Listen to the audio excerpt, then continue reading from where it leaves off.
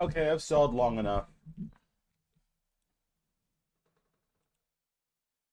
Display all right. Yeah, I guess we're doing it on this page, right? On this side. No, I don't have to torture myself like that. I'm in fact going to change this to see the other screen. Close this. You didn't see that.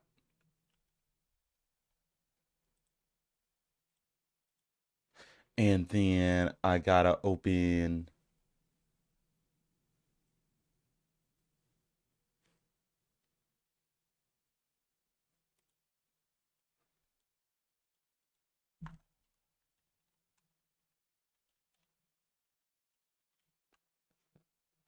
All right.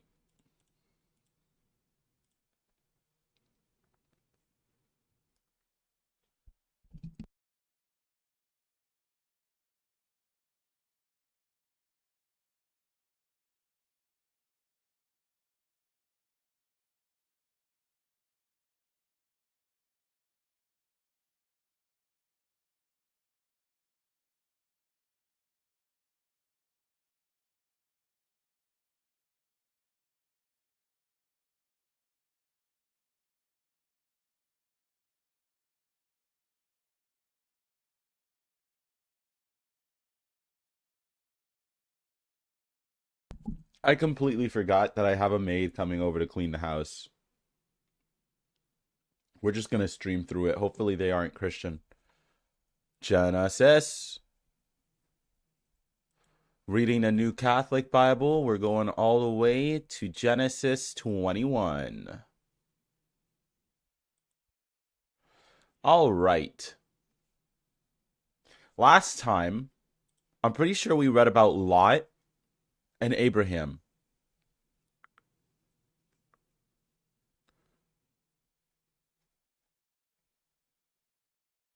Abraham broke camp and traveled into the Negeb, settling between Kadesh and Shur. He was dwelling in Gerar. Abraham said that Sarah, his wife, was his sister. Therefore, Abimelech, king of Gerar. Oh yeah, he tricked the king into thinking that his wife was his sister. And his wife is his sister. Gross. Also, the Pharaoh was like, "Why the fuck would you do this to me? I didn't do anything to you." Proving that Abraham is a shitty person for doing this. Let me text my mate the address for.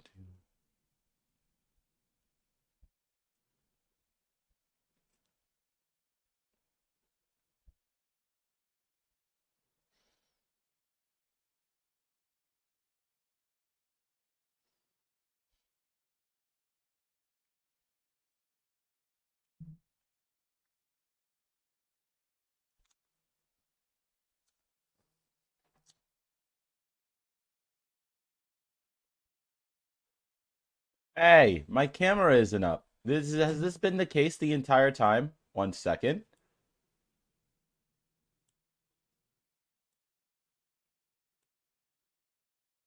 There we go. Now you can see me.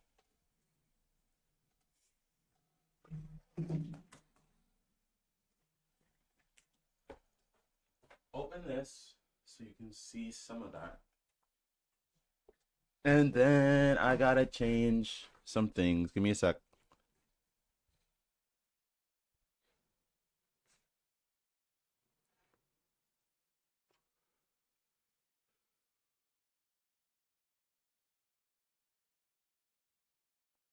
All the good Christians, they all smoke cigarettes.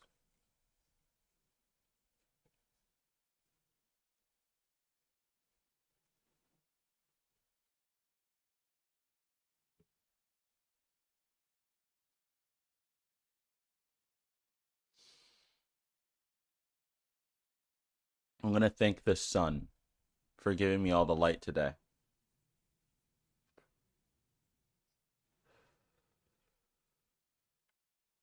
All right. Abimelech took flocks and herds, male and female slaves, and gave them to Abraham, and he also gave back his wife Sarah. Furthermore, Abimelech said, "Look around at my land, go and live wherever you please."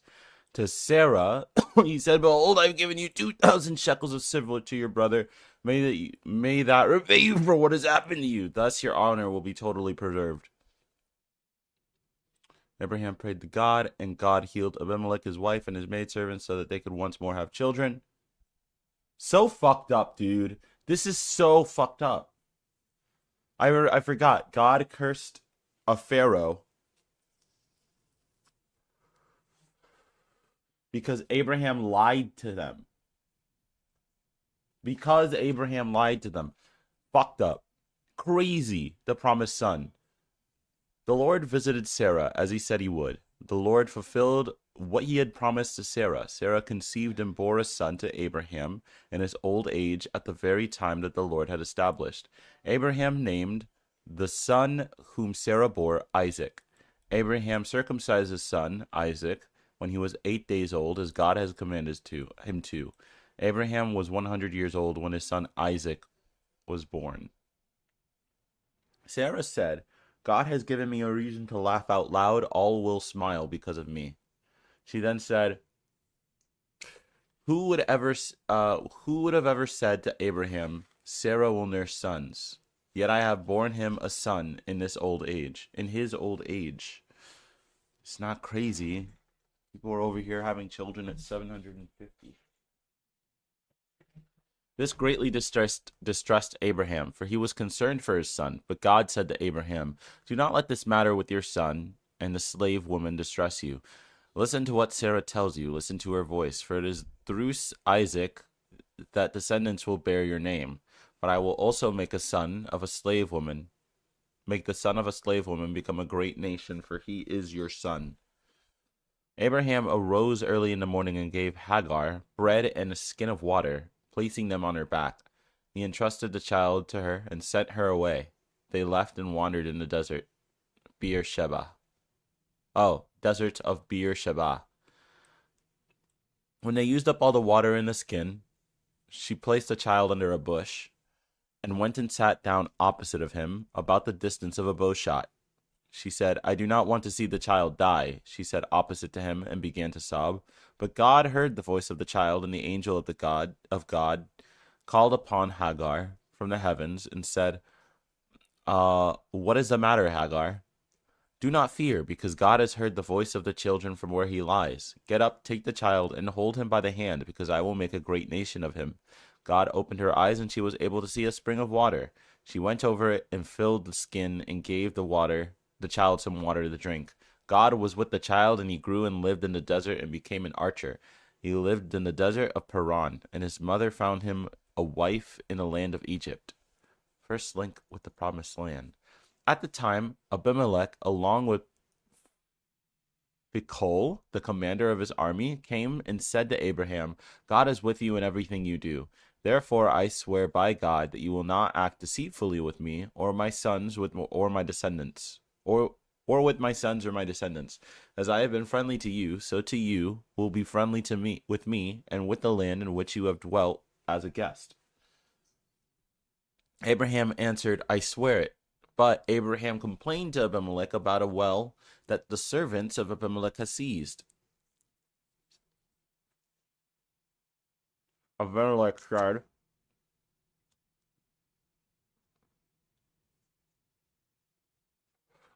said, I do not know who did this. You never told me about this, and I did not hear about it until today. So Abraham took some sheep and cattle and gave them to Abimelech, and the two of them made a covenant. Abraham set apart 7 fat lambs. Abimelech said to Abraham, what is the meaning of the 7 lambs that you have set aside? He answered, please take these 7 lambs from me and let them be a sign to you that I dug this well. Because of this place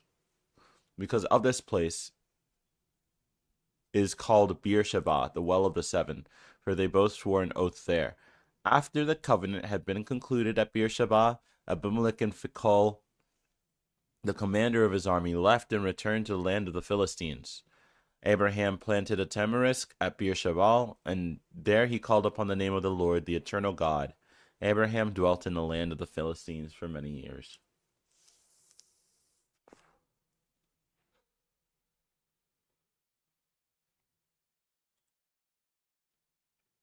Sacrifice of the son. Some time later, God tested Abraham. He said to him, Abraham, He replied, "Here I am." God said, "Take your son, your only son, the one you love, Isaac, and go to the land of Moriah, and offer him as a burnt offering on the mountain that I will show you." Okay, God is in fact cool with burnt offerings being humans. Abraham rose early in the morning, saddled a donkey, and took two servants on his son and his son Isaac with them. He also took the wood for the burnt offering and set out toward the place about which God had spoken. On the third day, Abraham looked and saw that place from a distance. Abraham said to his servants, "Stay here with the donkey, and I and the boy will go over there. We will worship, and then we will return to you." Abraham took the word for the burnt offering and loaded it upon his son Isaac. He himself carried the fire and the knife. They then set out together. Isaac turned to his father and said, "My father." He answered, "Here I am, my son." He continued, "Here are the fire and the wood, but where is the lamb for the burning offering?" Abraham answered, "God himself will provide the lamb for the burnt offering, my son." And the two of them went on together. They then arrived at the place which God had spoken, where Abraham had built an altar and piled up the wood. He tied up Isaac and then placed him upon the altar so that he was lying upon the wood. Then Abraham reached out and took the knife to kill his son. But the angel of the Lord called out from heaven and said, "Abraham! Abraham!" He answered, "Here I am." The angel said, "Do not reach out your hand against the boy. Do not harm him in any way. Now I know that you fear God, and you have not even withheld your son, your only son, from me." Abraham looked up and saw a ram that had its horns caught in a bush. Abraham took the ram and offered it as a burnt offering instead of his son. Abraham called that place, "The Lord will provide." For he said, "On the mountain the Lord provided." Okay. The angel of the Lord called Abraham from heaven again and said, "I swear by my own self, thus says the Lord, because you have done this and did not withhold your son from me, your only son, I will bless you with every blessing, and I will make your descendants very numerous, like the stars in the heavens and the sand and the shores of the sea. Your descendants shall take possessions of the cities of your enemies. All of the nations of the earth shall be blessed through your descendants, because you have obeyed my command." Abraham returned to his servants, and together they set towards Beersheba, where Abraham made his dwelling.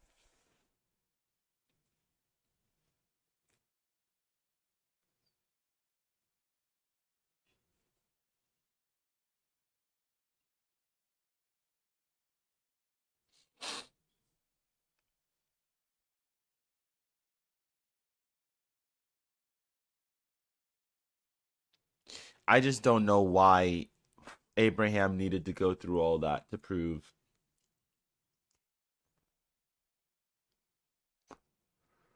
You know,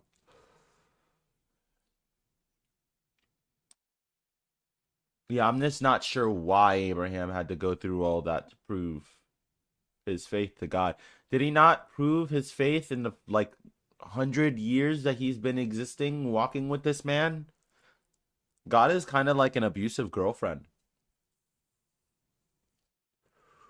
And I might know a thing about abusive girlfriends. Hold up. Hold up.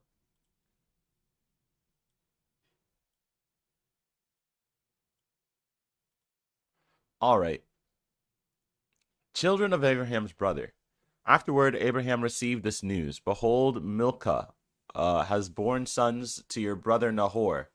Uz the firstborn, Buz his Buz, Kemuel the father of Aram, Chest, Hazo, Pildash, Jidlap, and Bethuel. Bethuel became the father of Rebekah. Milcah gave birth to the 8 sons for Nahor, the brothers of Abraham. His concubine Reumah also bore Tebah, Gaham, Tahash, and Makah. These are such English American sounding names, guys.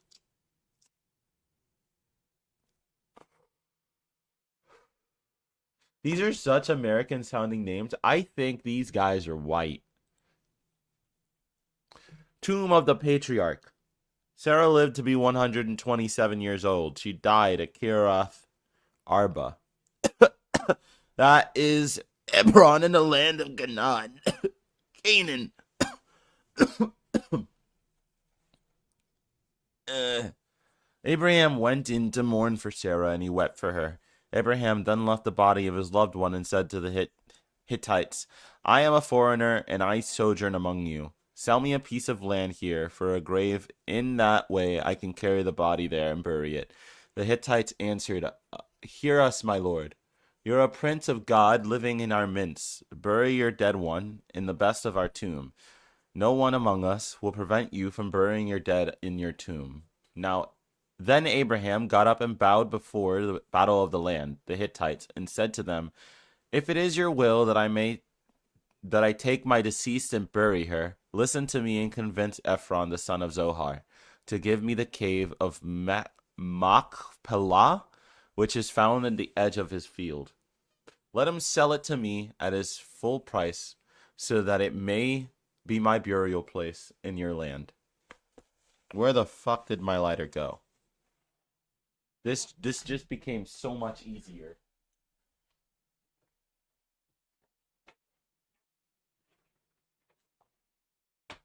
Ah, come on. Ugh.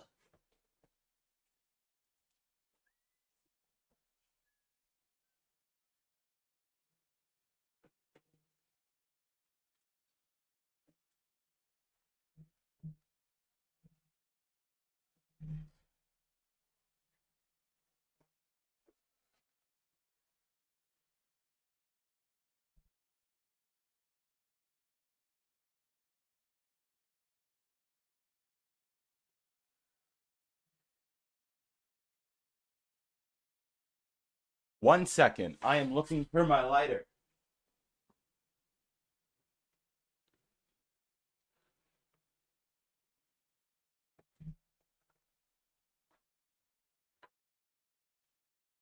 Where hath it gone?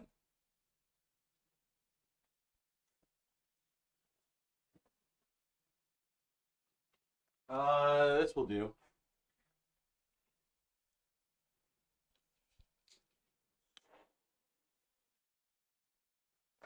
Nice.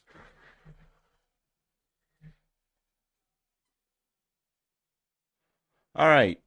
Um. Then Abraham got up and bowed down before the people of the land, the Hittites, and said to them, if it is your will that I take my deceased and bury her, listen to me and convince Ephron the son of Zohar to give me the cave of Machpelah, which is found in the edge of his field. Let him sell it to me at its full price, so that it may be my burial price in your land. Now Ephron was seated among the Hittites. Ephron the Hittite answered Abraham in the hearing of the Hittites at the entrance of the gate to the gate of the city. He said, Hear me, my lord. I will give you the field along with the cave. In the presence of the sons of my people, I will give it to you. Bury your dead. Abraham bowed down to him before the people of the land. He spoke to Ephron in the hearing of the people of the land and said, If only you would please listen to me, I will pay you for the price of the field. Accept it from me, so that I may bury my dead there. Ephron said to Abraham, Hear me, my lord. A field with a value of 400 silver shekels. What is that between you and me? Bury your dead there.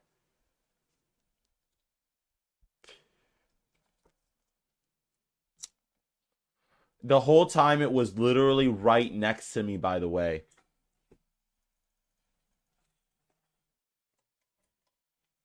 Let's turn down the fan.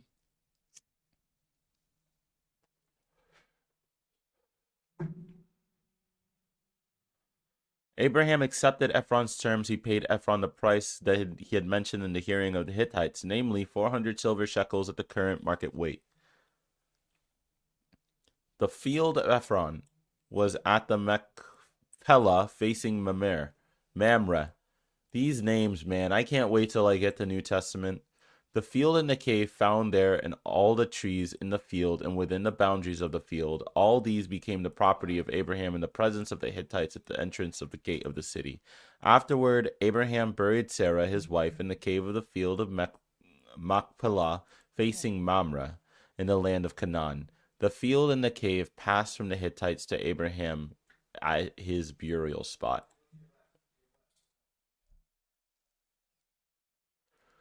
The marriage of Isaac.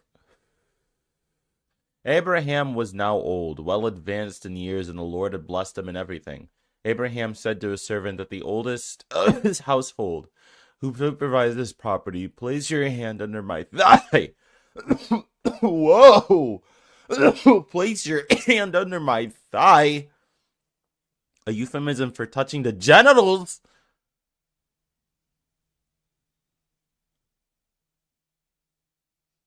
What the fuck? Abraham said to his servant, the oldest of the household who supervises property, hey, yo, place your hand on my dick and swear to the Lord, the God in heaven and the God of earth, that you will not get a wife for my son from the daughters of the Canaanites among whom we live. Yo, put your hand on my dick and swear to the Lord you won't marry any of these heathens. Oh my God. That's crazy. That's crazy. Rather go to my homeland, to my family, and choose a wife for my son Isaac. The servant asked him, if the woman does not wish to follow me to this land, should I take your son back to the land which you came? Abraham answered him, never take my son back there. The Lord God of heaven and the God of the earth, who called me out from the house of my father and to the land of my birth, spoke to me and promised, to your descendants I will give this land. He himself will send an angel before you so that you can find a wife for my son. If the woman does not wish to follow you, you will be absolved of the oath you made for me. The hand dick oath? That one? Hilarious.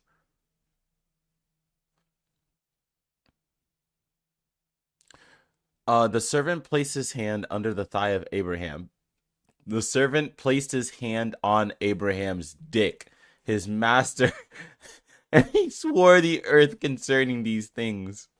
The servant took 10 of his master's camels, along with all different kinds of precious objects, and set out and went to Aram Naharaim, land of the two rivers. Thank you.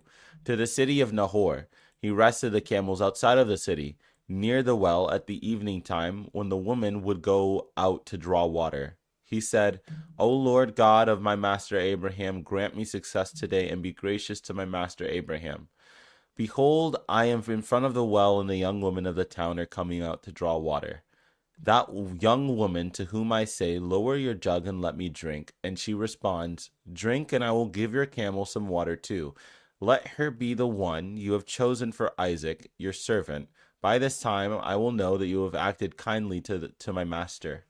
He barely finished speaking when Rebekah, who was the daughter of Bethuel, the son of Milcah, who was the wife of Abraham's brother Nahor, came out with a jug on her shoulder. The young woman was a very pretty. Damn it, I was doing so well. The young woman was very pretty and a virgin, never having slept with a man. She went.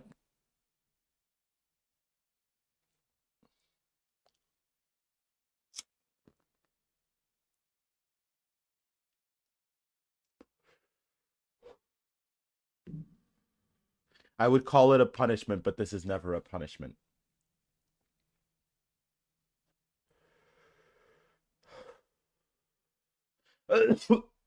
No wonder.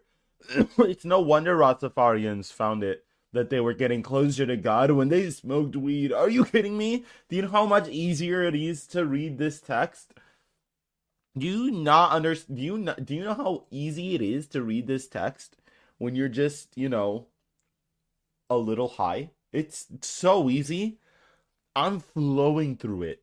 Like this is like regular the way people talk. It's great. I'm enjoying this.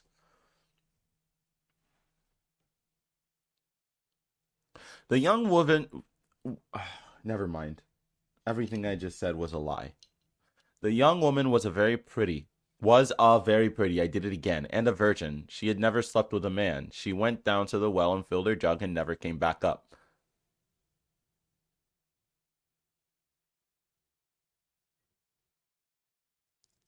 Oh, I added the word never there. Okay. Damn my eyes. The servant hurried up to her and said, "Please give me some of the water from your jug." She answered, "Drink, my lord," and quickly lowered the jug onto her hand and gave him some water to drink. When she had finished letting him drink, she said, "I will draw some water for your camels as well, until they have finished drinking." She quickly emptied the jug in her water trough and ran off to draw more water from the well until all the camels had drunk from it. The man watched in silence to see whether or not the Lord would grant success in its quest.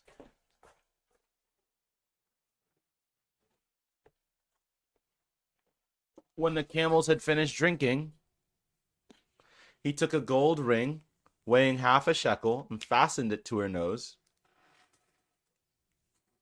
and he placed her upon her wrists two golden bracelets that weighed 10 shekels. Then he said, "Whose daughter are you? Tell me. Do you have room in your house for us to pass the night?"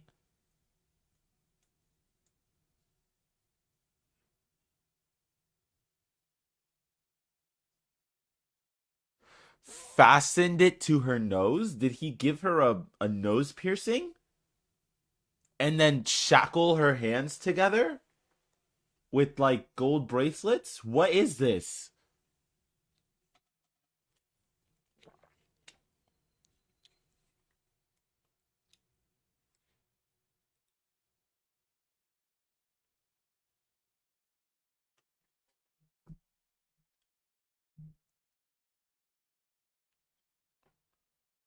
What do you, what does this mean?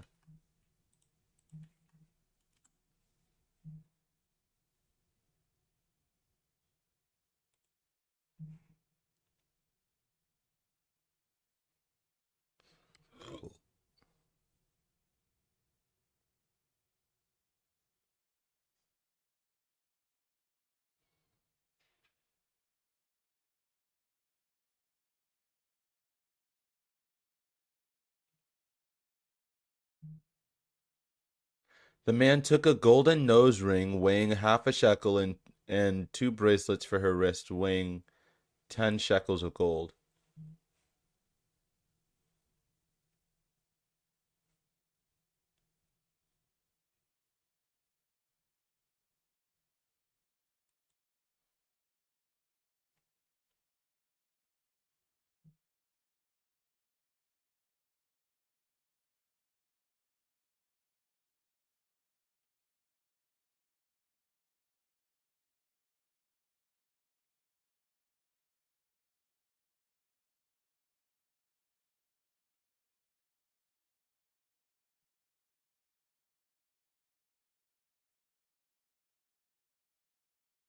Maybe fastened it to her nose is not correct.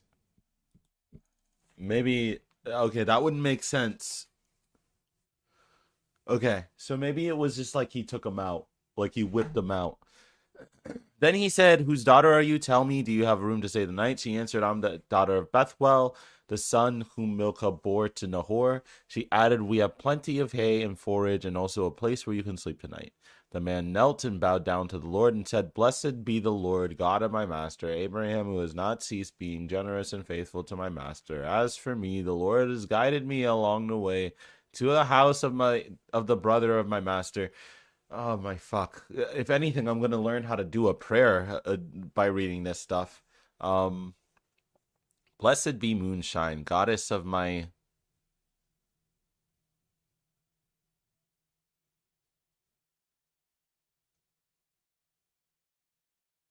Oh, blessed be the universe, God of my master Moonshine, who has not ceased being generous and faithful to my master.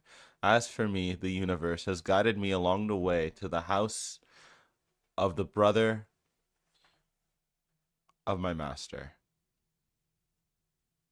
Who's the brother of my master in my religion? Who's the brother to the moon? There is no brother to the moon. Does the moon have moons? No, the moon doesn't have moons.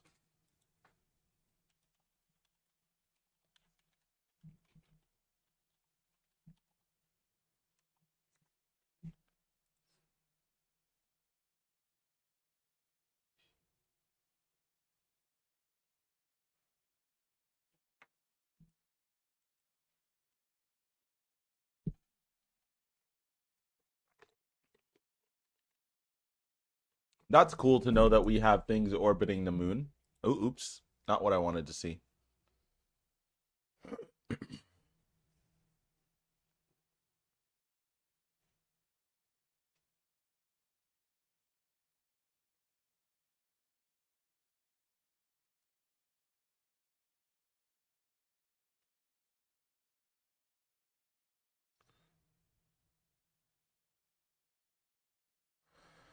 The young woman ran and reported all the things to her master's household. Now Rebekah had a brother named Laban, and Laban rushed out to the man at the well. In fact, as soon as he saw the nose ring and the bracelets on the wrists of his sister, and heard what Rebekah, his sister, said, this is what that man told me. He went to the man who was still standing alongside the camels at the well. He said, "Come, blessed one, my lord."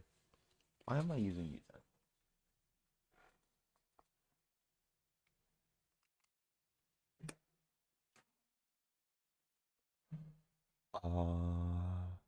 Come, blessed one of the Lord. Why are you still standing out here, when I have already prepared the house for you and a place for your camels? The man went into the house while his camels were unloaded and given hay and forage. Water has brought to wash his feet. Water was brought to wash his feet and those of his men. Then food was placed in front of him, but he said, "I will not eat until I have said what I must say." They answered, "Of course." He said, "I am the servant of Abraham. The Lord has greatly blessed my father, and he has become powerful. He has given him flocks and herds, silver and gold, male and female slaves, camels and donkeys. Sarah, the wife of my master, gave birth to a son when he was already old, and he was given all his and he has given all his possessions to him. My master has made me swear an oath. He said, 'You must not take a wife for my son from among the daughters of the Canaanites, among whom we live. You must go to the house of my father, to my kin, to take a wife for my son.' I said to my master, 'What if the, oh wait, what the I feel like I'm reading this all over again."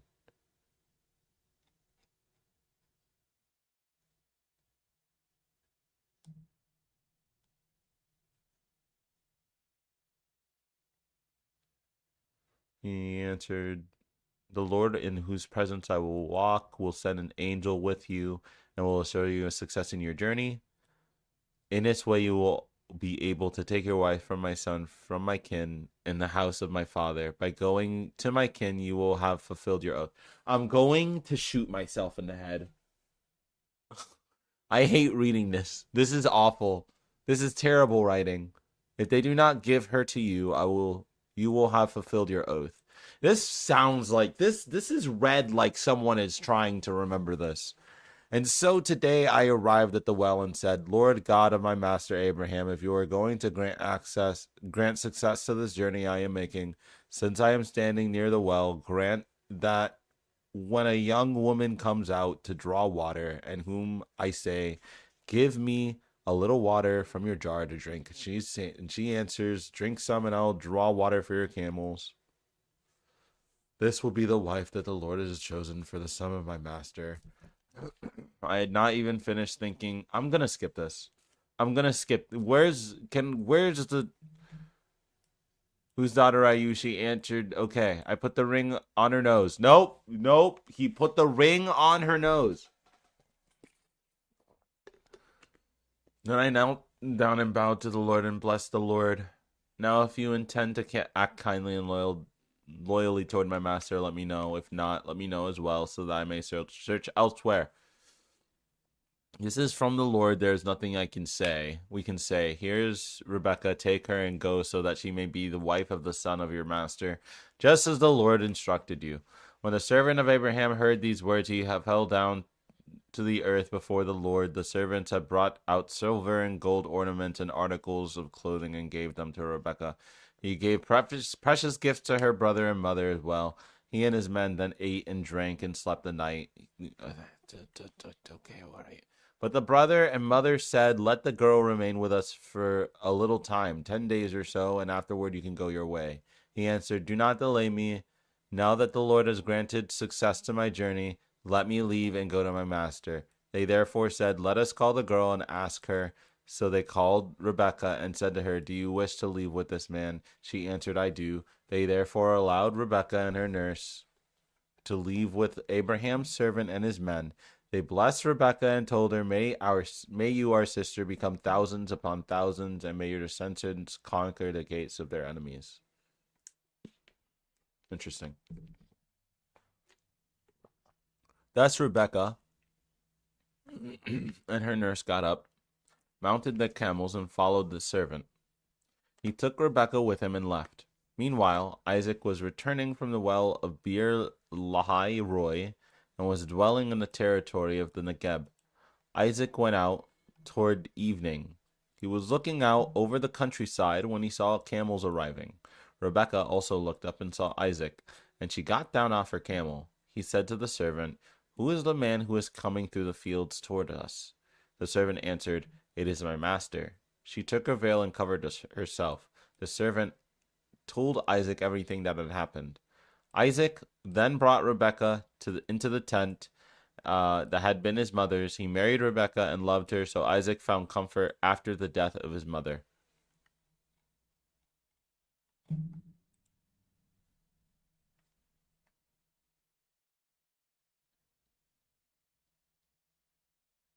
That was a lot. Not gonna lie, that was quite a lot. That was heavy. That was, and you know what? It was also not anything interesting. It was just, hey, go find a wife for my son. Okay, found her. Can I take your daughter? Yeah, you can have her. Hey, do you want to leave with this guy? Yeah. Okay. Bye. Hey, I'm gonna be your new wife now. Oh, you are? Cool, let's get married. Okay. That was basically it, right? That I didn't get anything wrong there. Did I miss something? Did I miss something? I don't think I missed anything.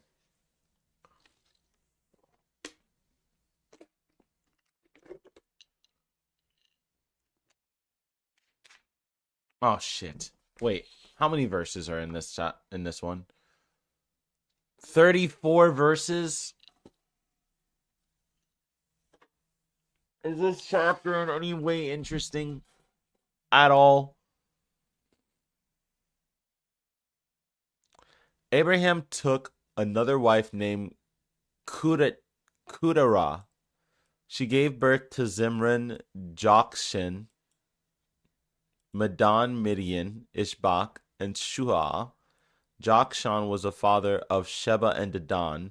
Dedan was the father of Isha. I don't care. I don't fucking care. None of those characters are actually gonna be important. Abraham gave all of his possessions to Isaac. See, none of them ended up being important. As for the sons of the concubines who Abraham had, what? What is it? Okay, I need to know what a concubine is.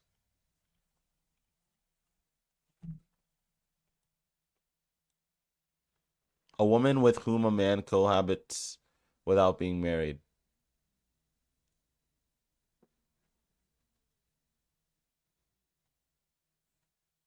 One having recognized social status in a house below that of a wife. So you can have a wife and a concubine? The sons of the Midian were Ephah. I don't care. Abraham gave all of his possessions. Oh, yeah. As for the sons of the concubines who Abraham had, that Abraham had, he gave them gifts, and while he was still alive, sent them afar from his son Isaac eastward to live in the east country. Death of Abraham. Abraham lived for 875 years. I'm going to assume they meant 87 years. That would also mean that when they meant 100 years, that Abraham was 10 when he had his first child. Which, I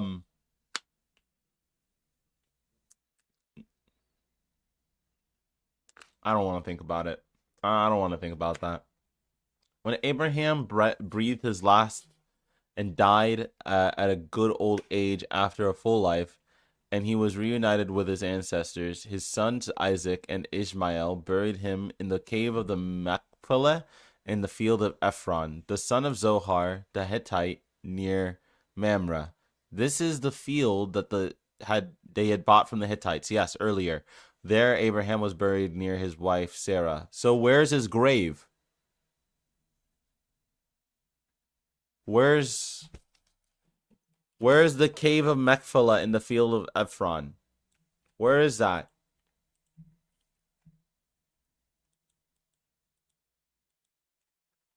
Where is the cave? The cave of the patriarchs.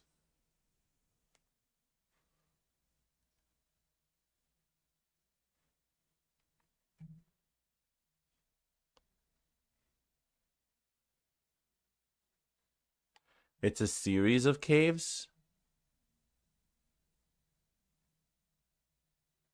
The cave's adjoining field was purchased by Abraham as a burial plot, although most historians believe that the Abraham, Isaac, Jacob narrative might to be primarily mythological. Really?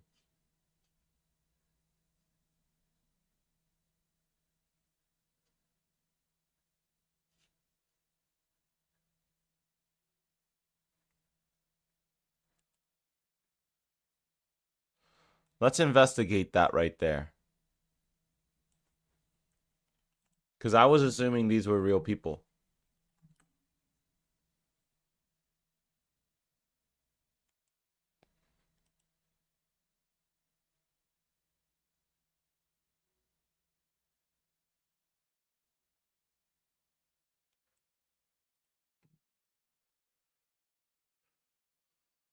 The book of Genesis tells the story of ancient heroes from Israel's distant past. It describes the adventures of men and women who struggled to define their relationship to divinity as well as their place within a hostile world.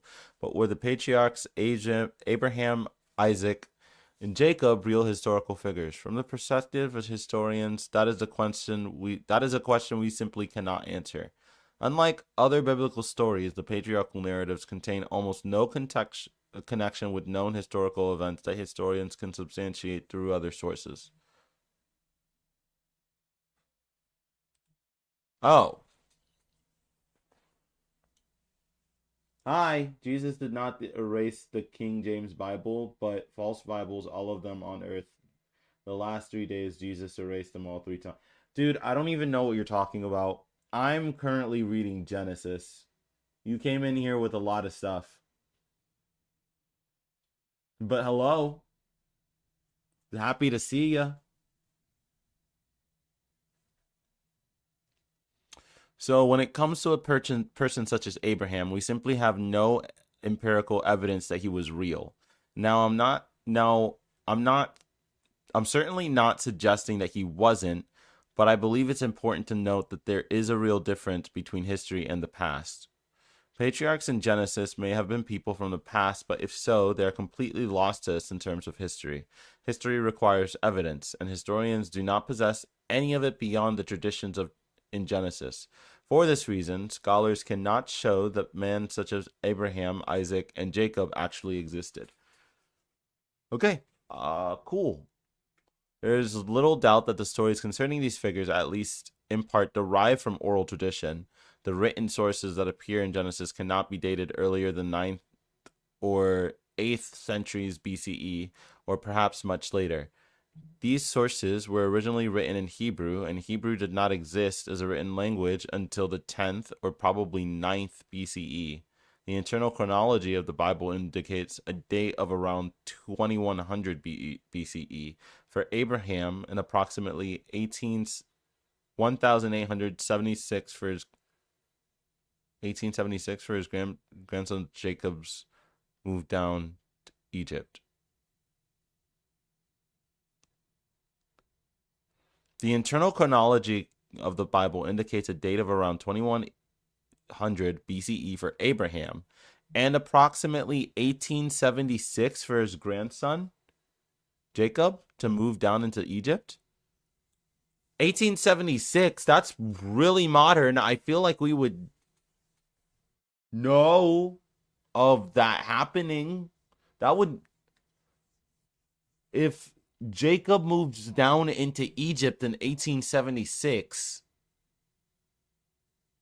400 years later,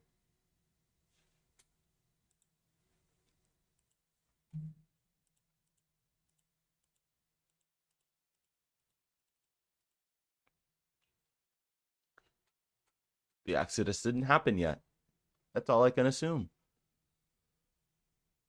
If Abraham was a real person from the past, this would mean that the stories about him derived from oral traditions that circulated for basically 1,000 years before they were eventually put into writing. The observation explains why, for example, Philistines are mentioned in the Genesis stories 21:32 through 34, 26:1, 8:14 through 5, even though Philistines did not appear in the land until the 12th century.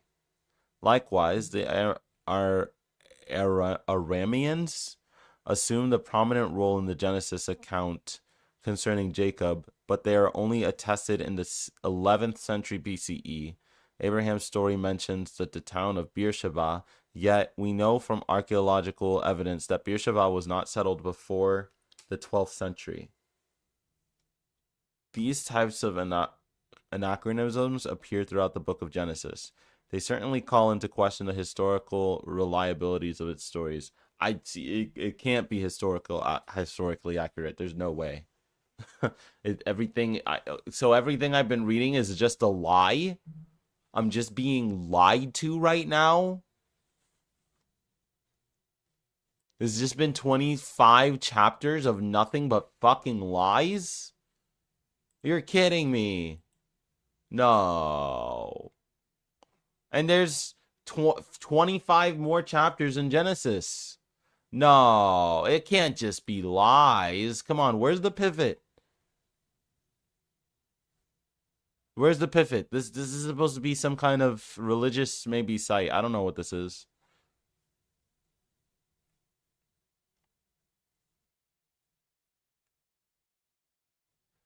Moreover, as historians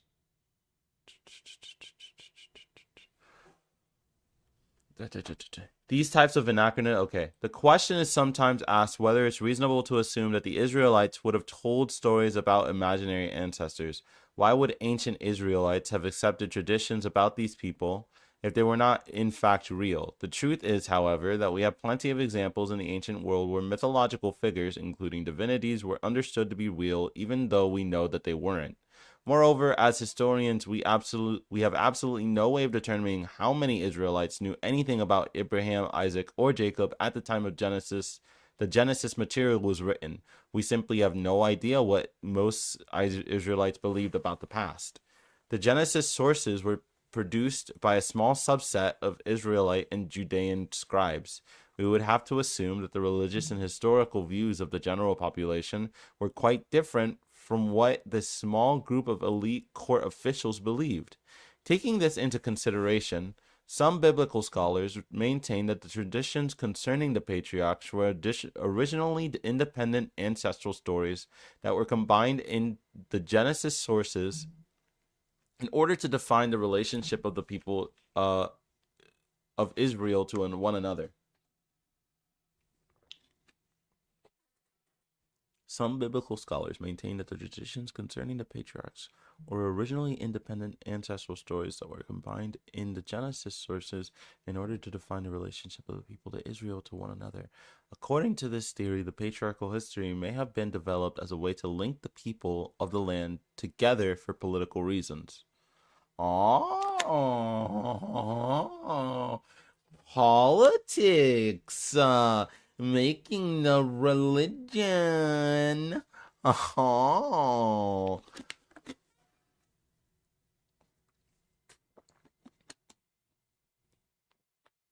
Taking this into consideration, some biblical scholars maintain the oh wait, I just read that. Some scholars theorize that the ancestor stories were created in such a way to connect the origins of Israel with Mesopotamia. Abraham's original homeland rather than the land of Canaan.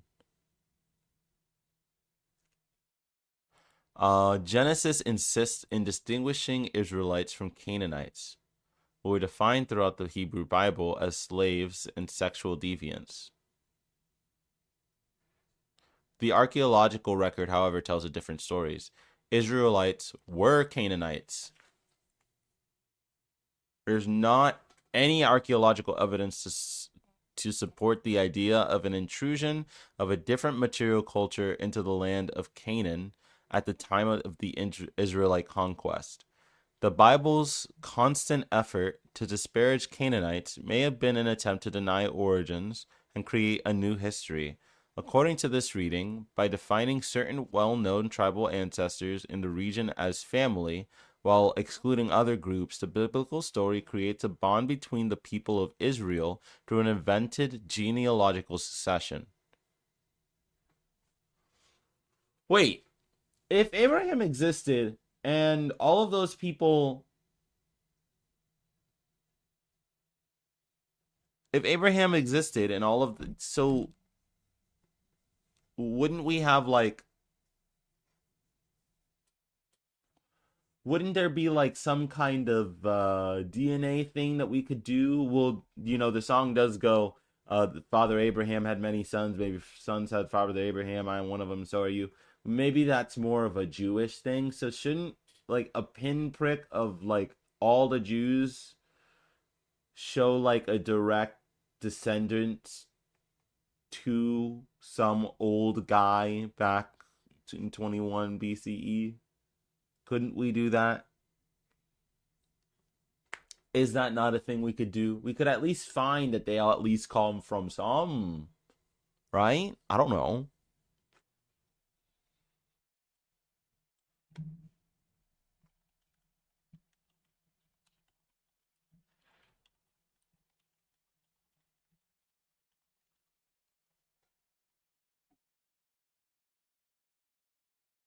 Genetic testing can provide information about an individual's ancestry and genetic heritage, but it's unlikely provided to provide a definitive link to specific individuals from thousands of years ago. Oh, well.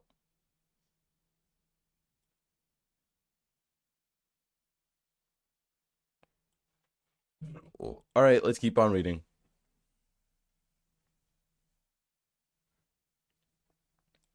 Reading the patriarchal stories from this perspective provides scholars who adopt this view with a whole new meaning to the biblical traditions.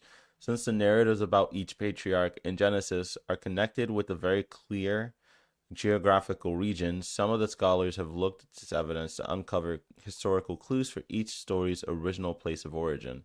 Abraham, for example, typically appears connected with southern Canaan. His primary residence in the Genesis stories is the southern region at a place known as the Oaks of Mamre, near Hebron. Hebron.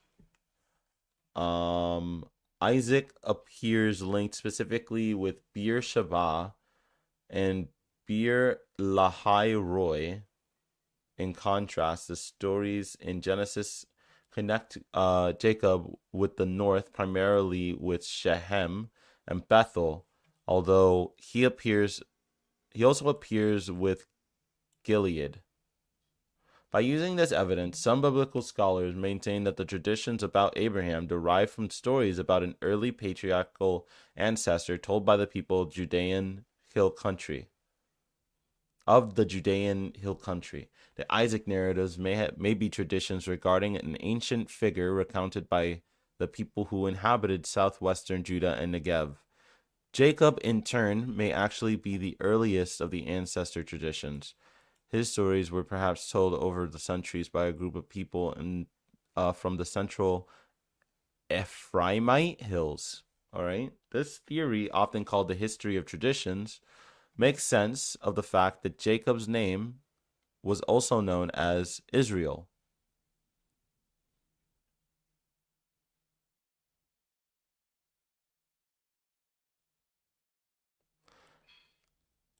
And this is the title by which the people who occupied the heartland of the country were known.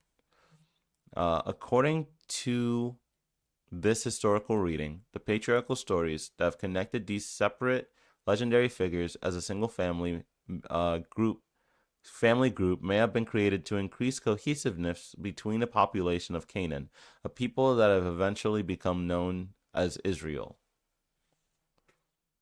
Thus, trying to make sense of a history conveyed through Genesis is much more complicated than simply asking the question, why would biblical authors have made up patriarchal figures um, who were not real people of the remote past?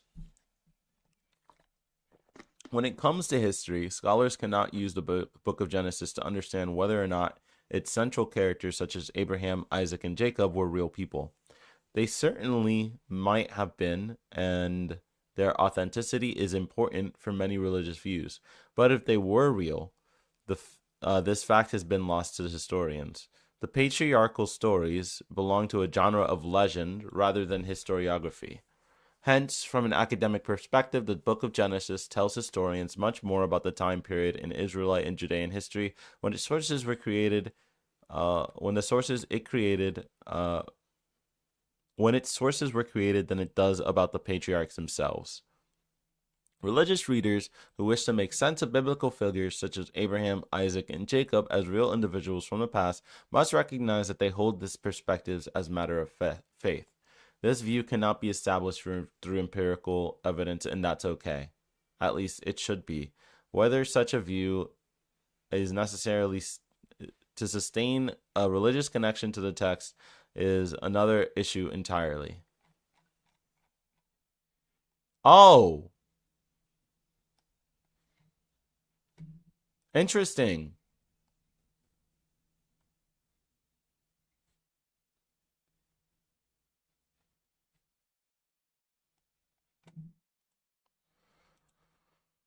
Interesting. I love it.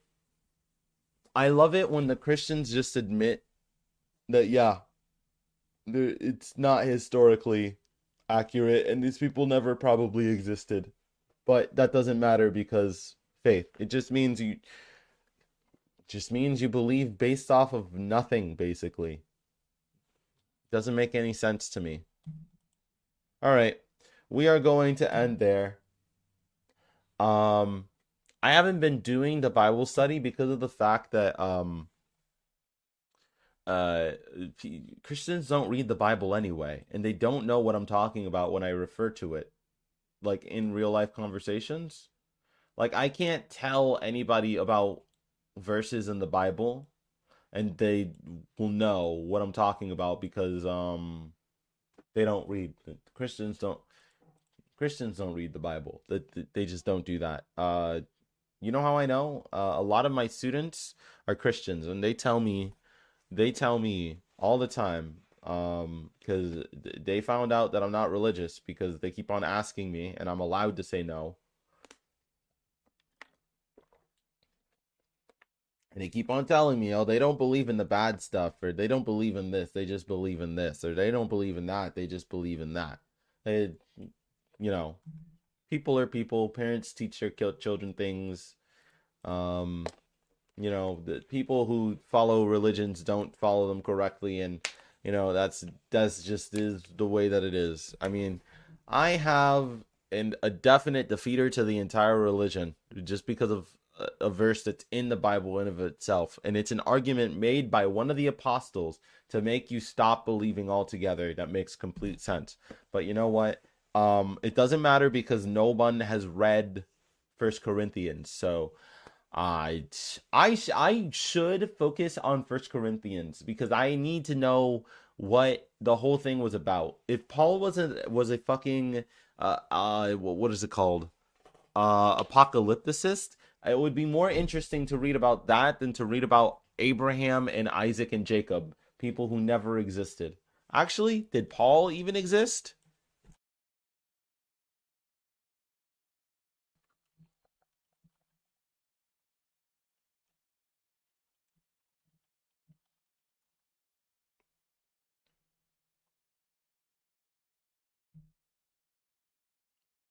Oh, he's a real fucking guy.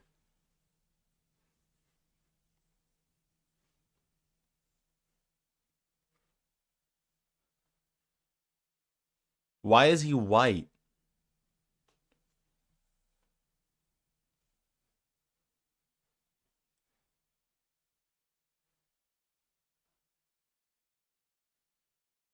One of the most important figures of the apostolic age, and was founded and also founded several Christian communities in Asia Minor and Europe from the mid 40s to the mid 50s AD.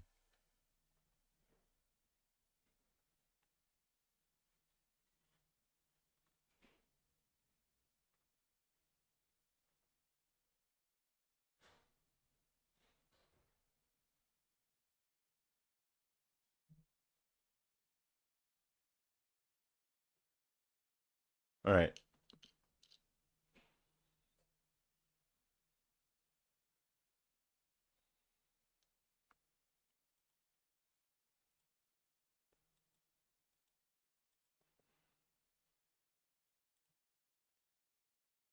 Introduction. Communities making their way in the great cities. Once again, the church is born in a large city in the 1st century AD. Corinth was the capital of the central southern Greece. In this important commercial center at the part of the Mediterranean world, all possible ideas commingled, creating a cultural and religious ferment. This is why the New Catholic Bible is just superior to all of the other Bibles. I don't like the Catholics at all, but they flesh their shit out. They give me context to everything that's happening. This is great. The city was known for the sporting life, but also for the moral corruption that gave its reputation.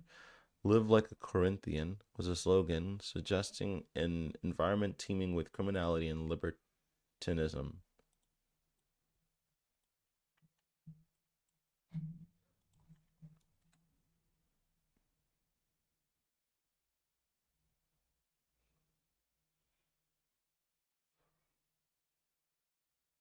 A libertine, a person devoid of most moral principles, a sense of responsibility or sexual restraints, who sees these traits as unnecessary or undesirable, and is especially someone who ignores or even spurns accepted morals and forms of behavior observed by a larger society.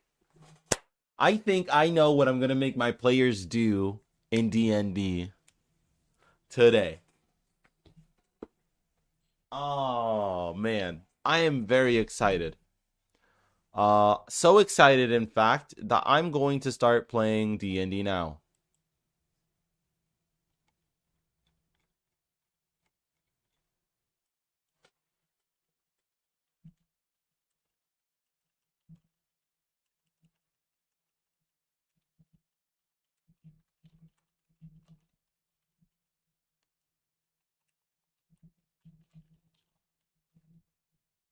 Save.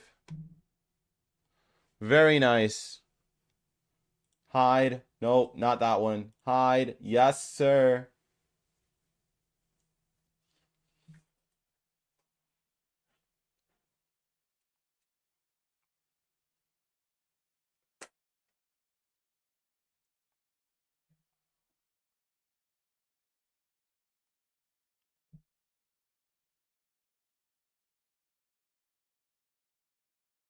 Okay. Load. Luna.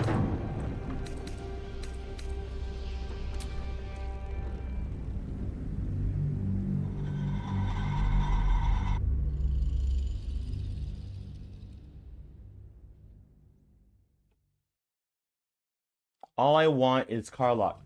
Someone please tell me how to get Carlock on my party. Please, someone please.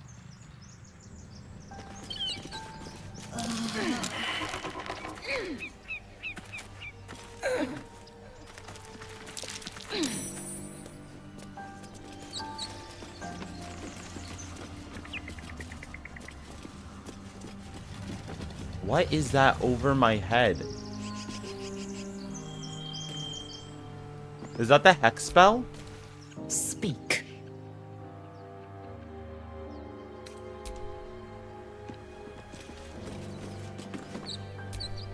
There's something underneath here.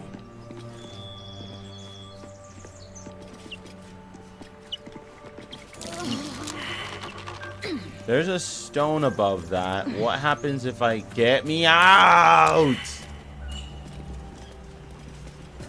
What happens if I...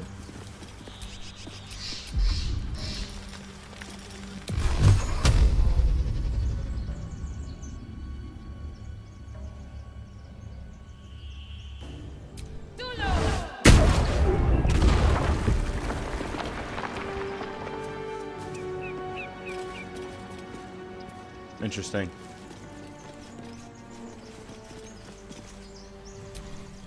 Time and the elements have left the plaque unreadable. I'm going to fuck someone. Is there something around here? I'm pretty sure there is something around here. Curious. I need a shovel to dig this up. Don't we No have luck a of clearing shovel? this without a shovel. I thought we already have a shovel. We found a shovel. I picked up a shovel, and now we no longer have the shovel.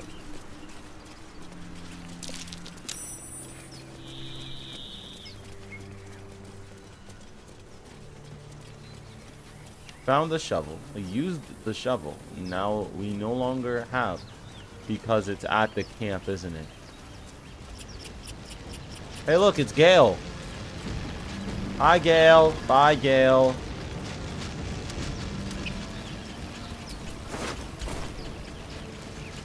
Something the matter?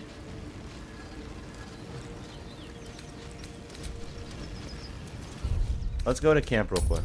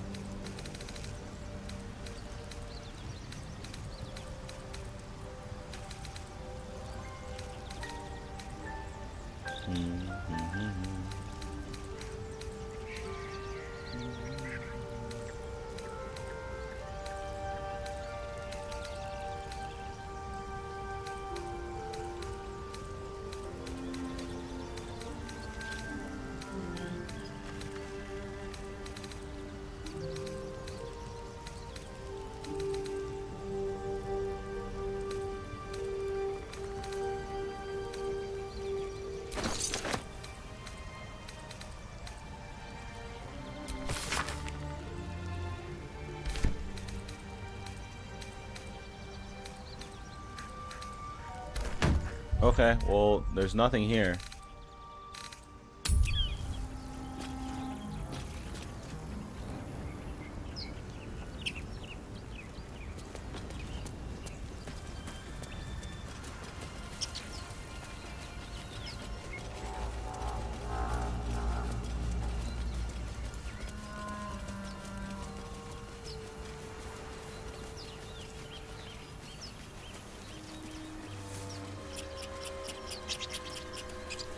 We're just gonna have to find the shovel somewhere. Again.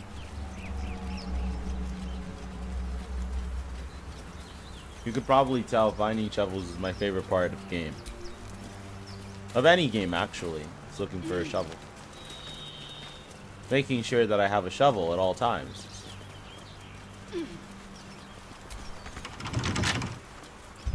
Don't I literally have a key?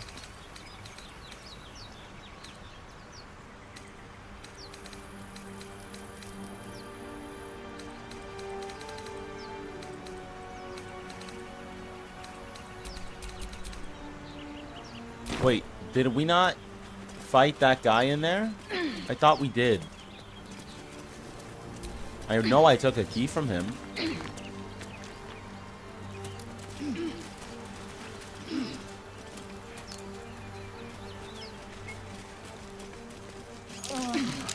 Are you serious? What is it? What are these here for? Oh.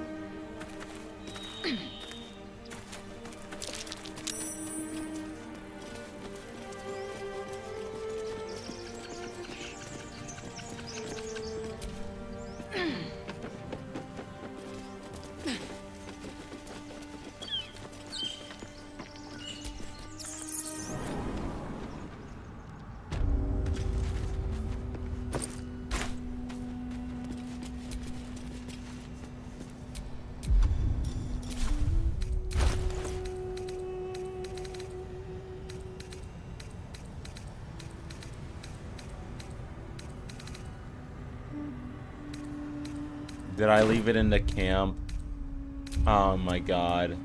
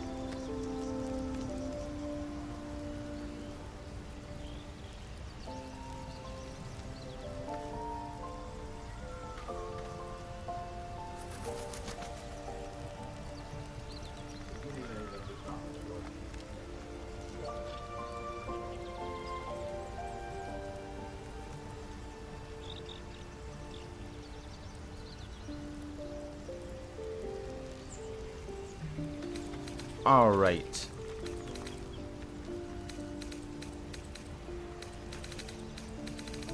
Tempted to just take all my stuff with me.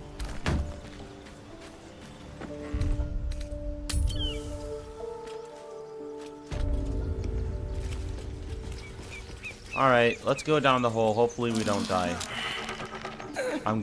What is up with all of these traps? There's no monsters here.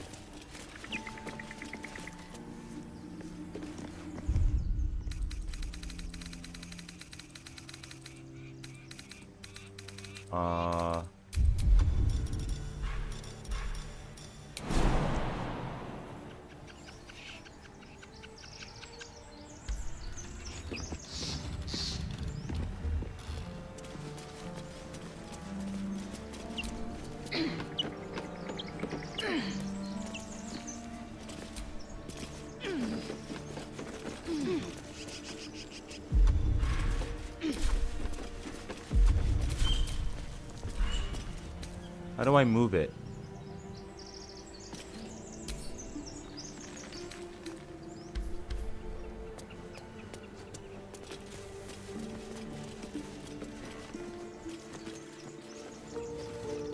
How do I get down?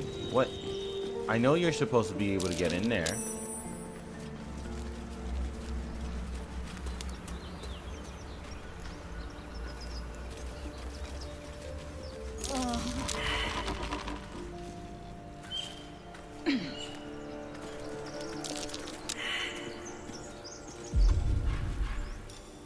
Let's just jump.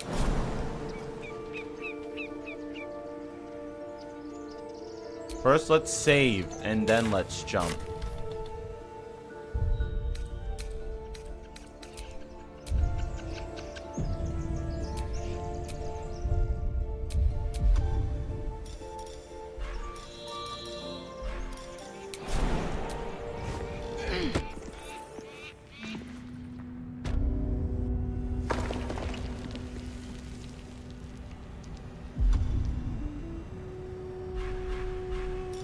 It says there's enemies, so we're hiding. If everyone else minds their business, I'll be fine. What are Kimblefog and the others doing? Speak.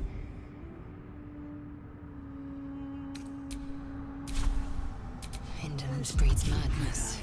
Unseen. Ready for anything. There is work to do. Mustn't let anyone see.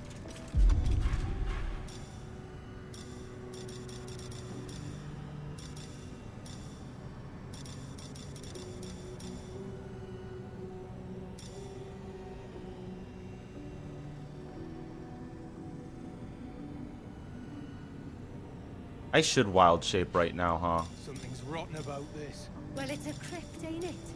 Rot's to be expected. Shut it! Choking around.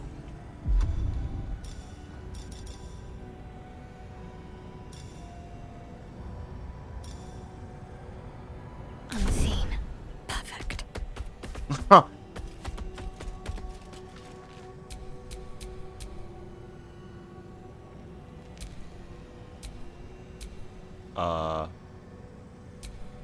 See anything? Nothing. All clear. Have a lot on my mind.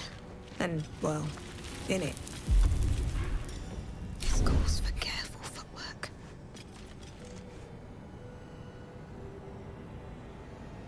Five enemies, huh?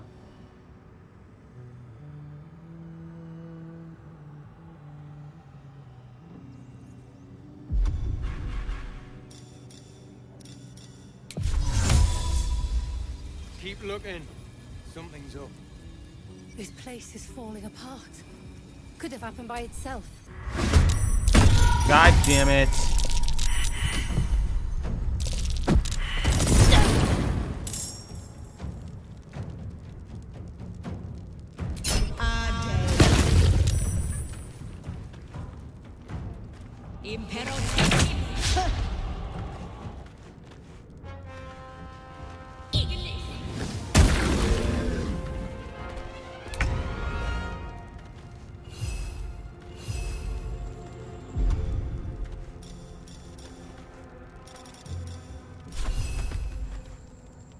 Fall, damn you.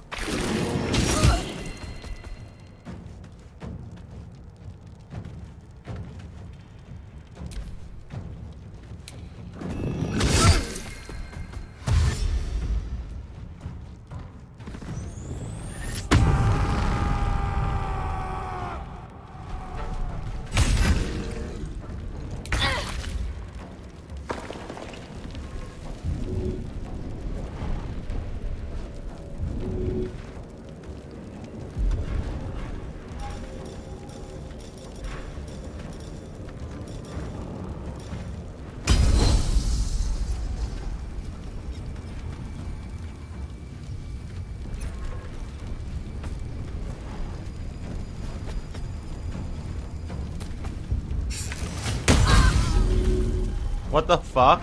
Oh. What the fuck? Why did I hit myself?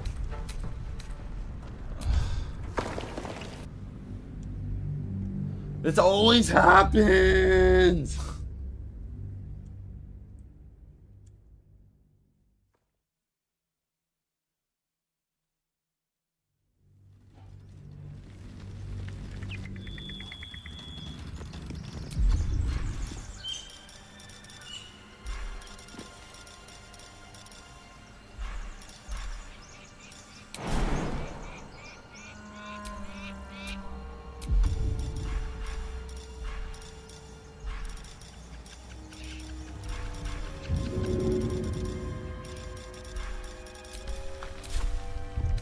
Let me, one sec. I need to go to camp one more time.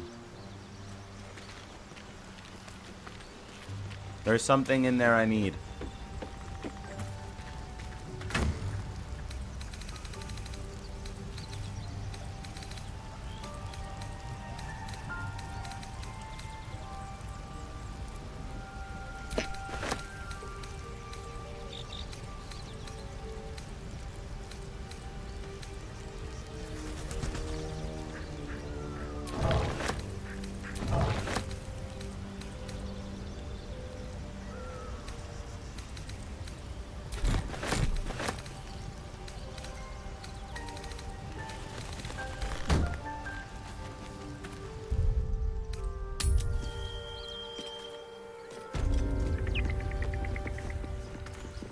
And we need to buy a quarterstaff at some point. Speak.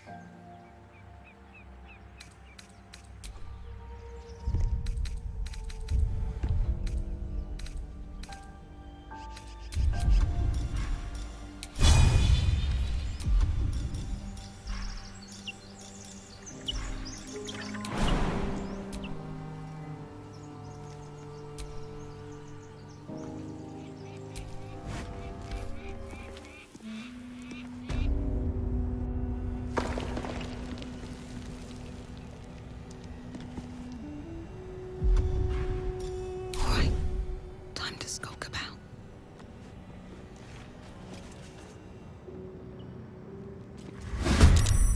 What the fuck?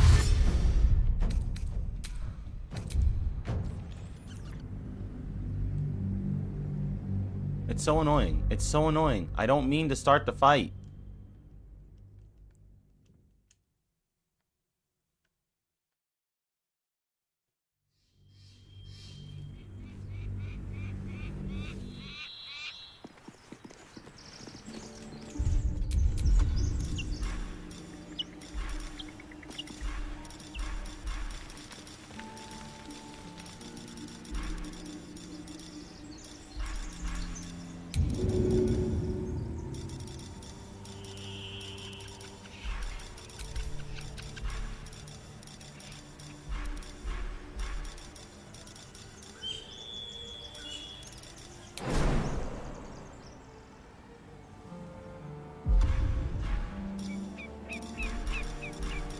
Don't want to draw any attention. What are Kimblebok and the others doing up there? Maybe we should go take a look. Not a chance. Assume nothing. You're trapped. Undetected. Keep your eyes peeled. There's no time to waste.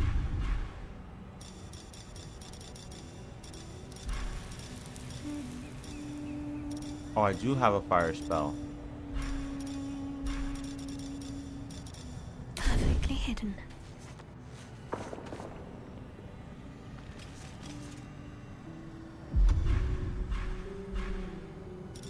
Something's rotten about this. Well, it's a crypt, ain't it?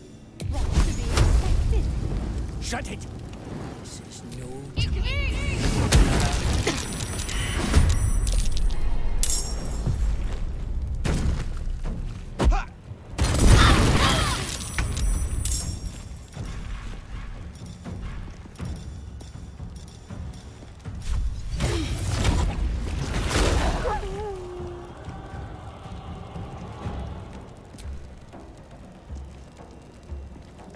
On the move.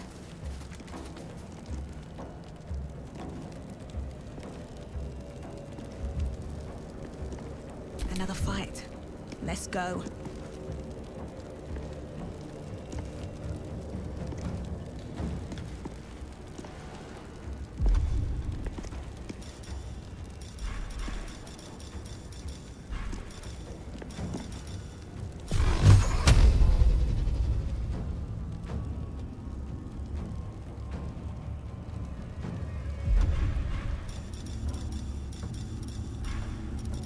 Let's dip our weapon.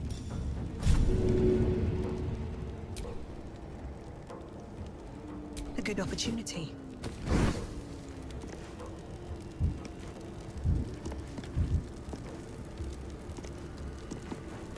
Time to press ahead.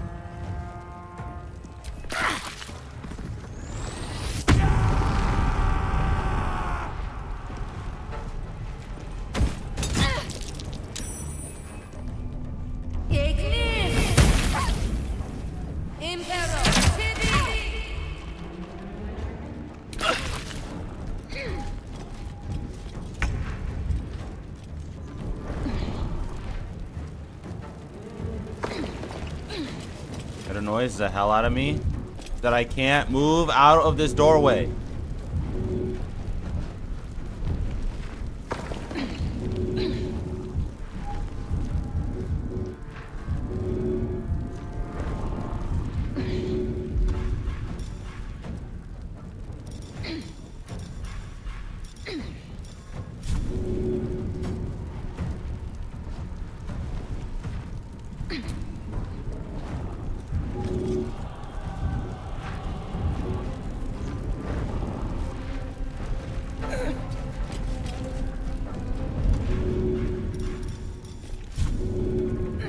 Oh my fucking god.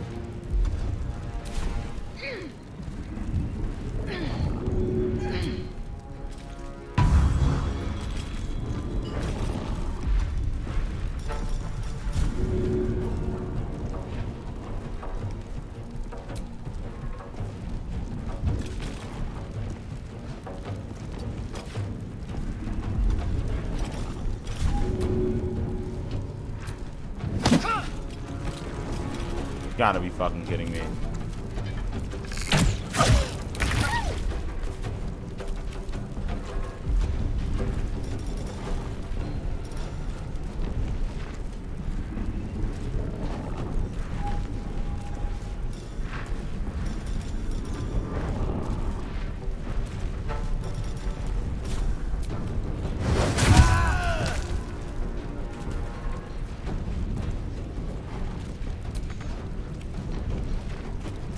Have to keep going.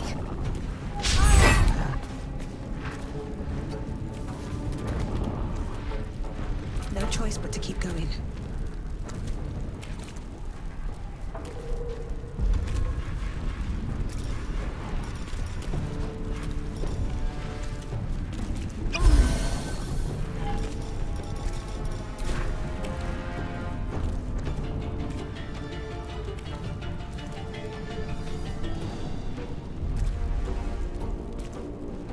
One day, I'll catch a break.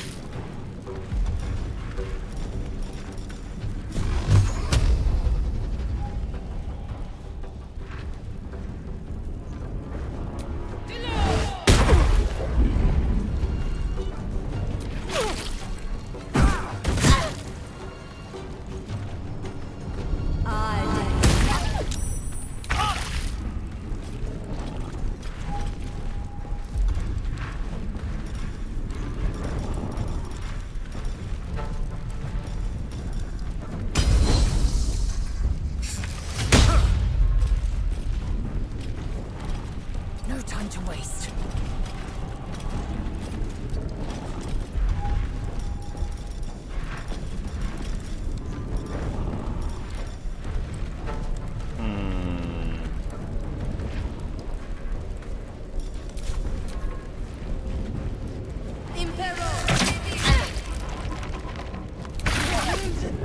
Too much to bear.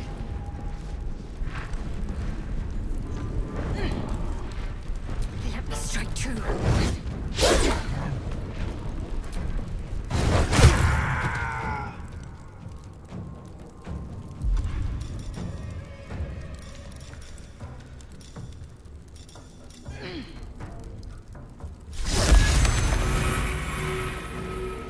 I wonder if this is worth the cost.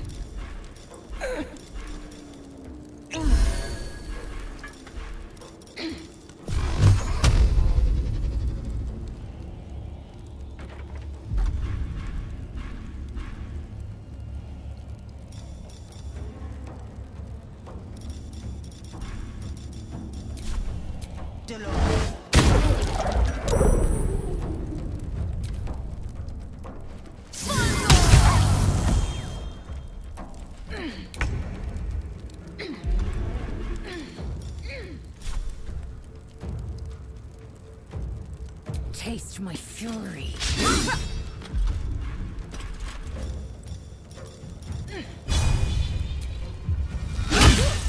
Really?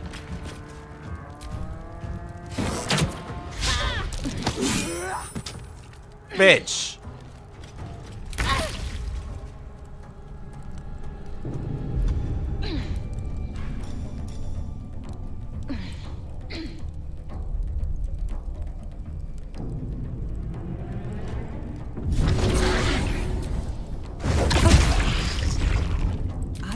move in.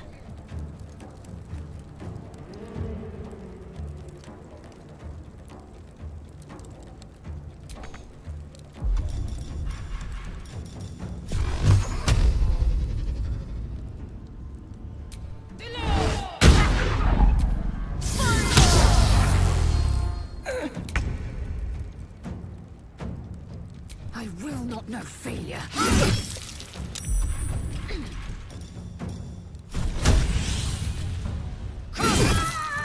Very nice.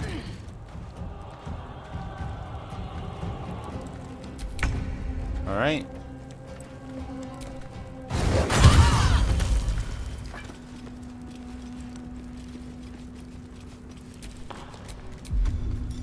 Who has the non-lethal damage going on? No time to dally.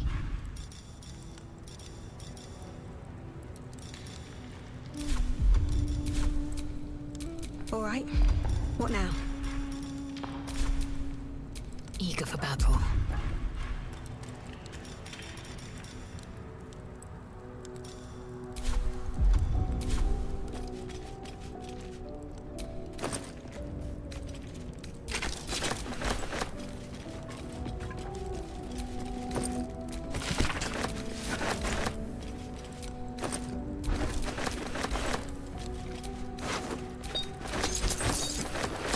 Thank you, thank you, thank you.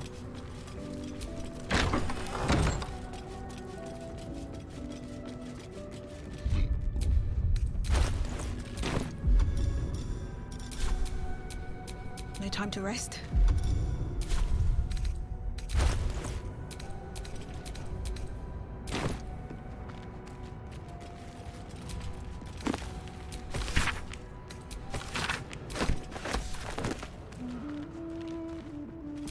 You do not recognize the language on the plaque.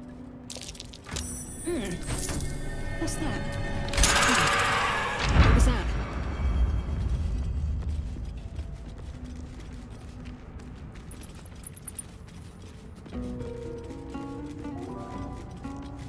What did it do?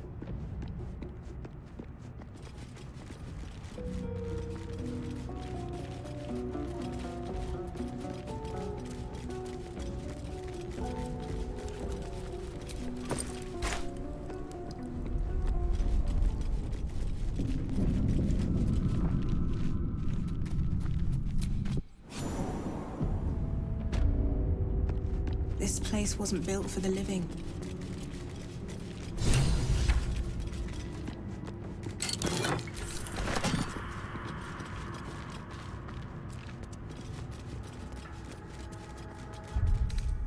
Enough time wasted.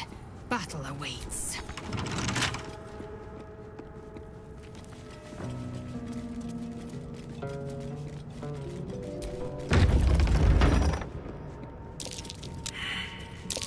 Stay vigilant. There are traps here.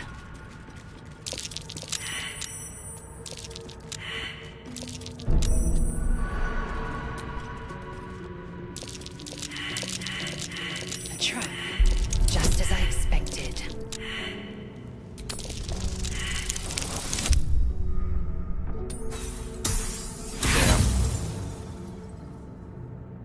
Let's go.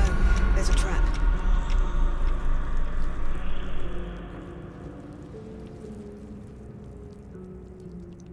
One day I'll catch a break.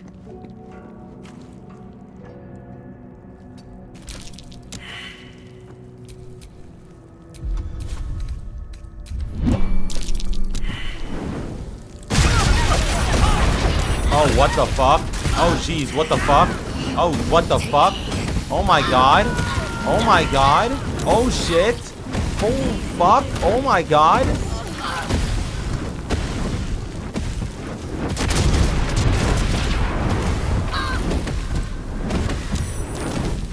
My faith protects me. Not going to last much longer.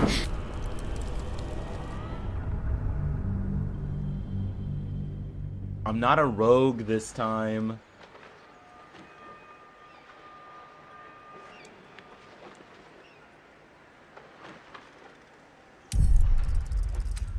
Oh, what happened?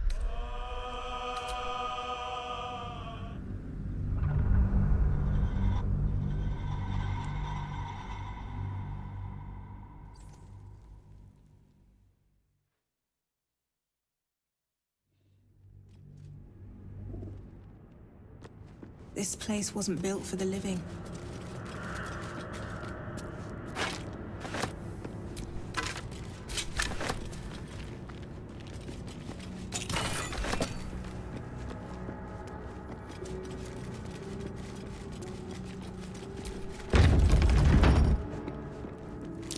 Trap. Be cautious. I don't have many things to disarm traps.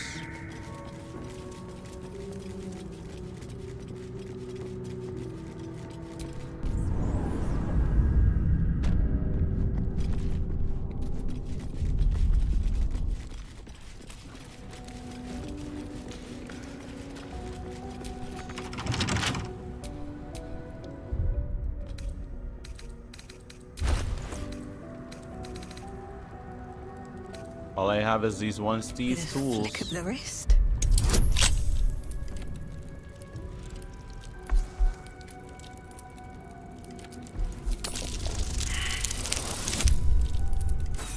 Damn it. I should have known.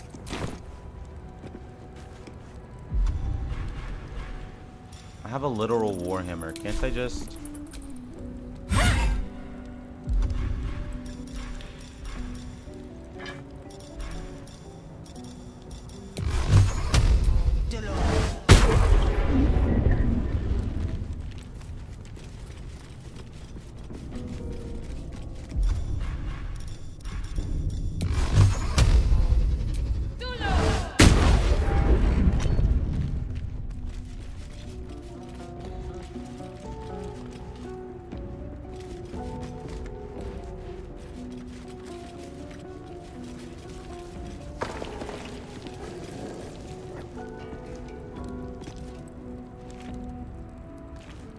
At the ready.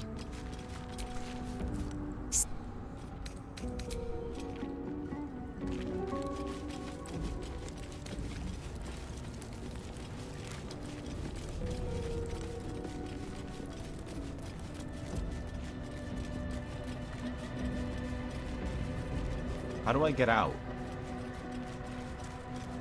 That is something I do not remember.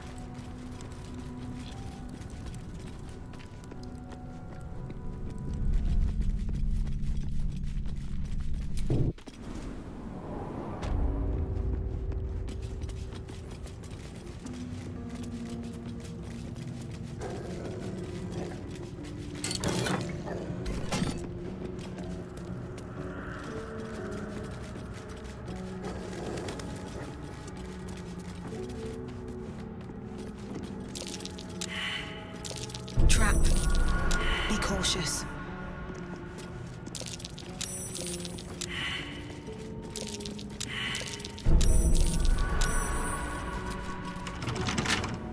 Come on.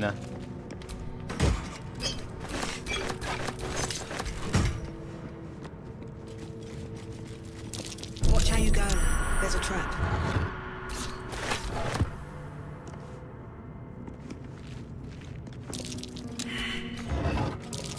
Don't call it trap.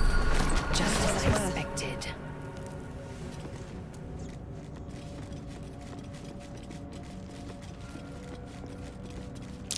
Trap. Be cautious.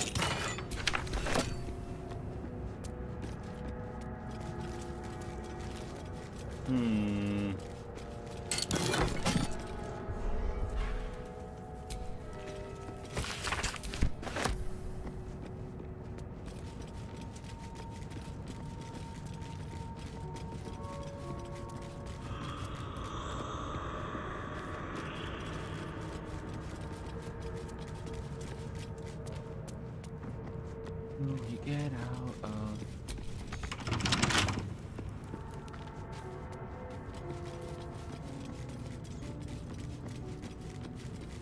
Did I soft lock myself?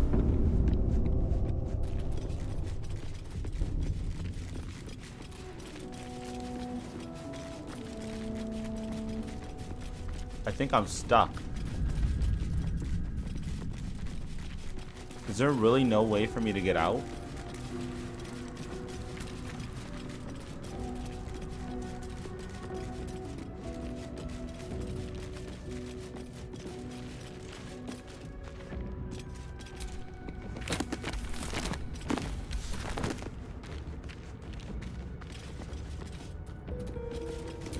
You do not recognize the language on the plaque.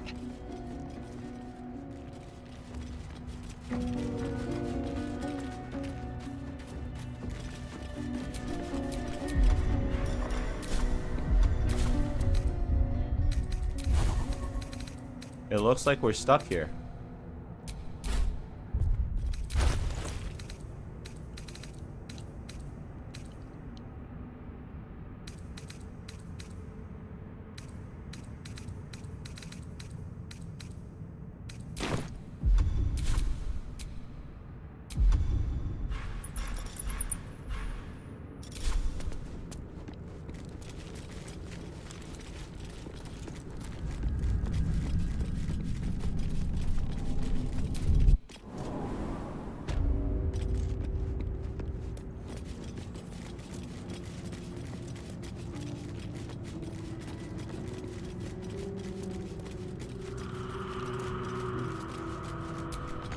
Step carefully. There's a trap.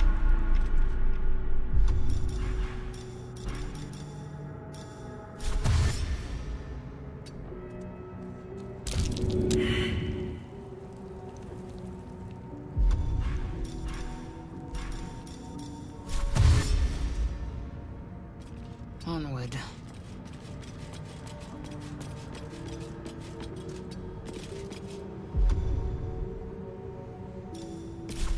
Let's get on with it.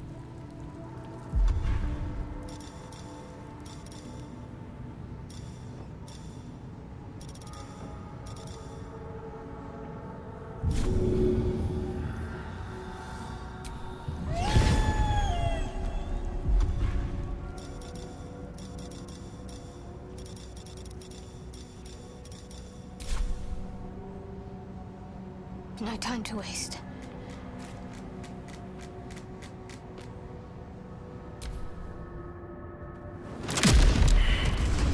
Close at hand.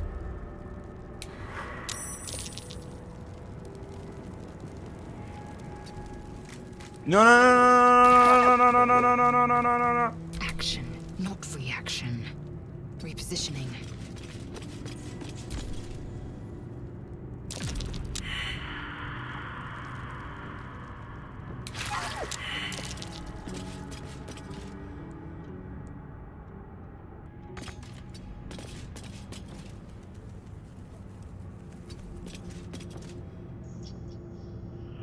I wonder what the next move is.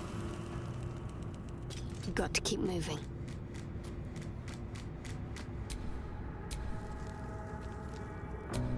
And now my character is dead.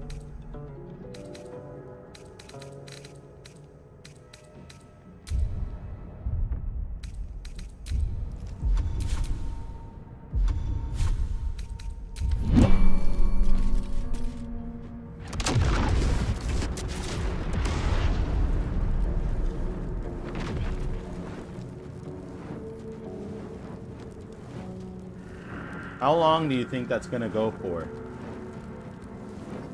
Cause like, it's gotta end at some point.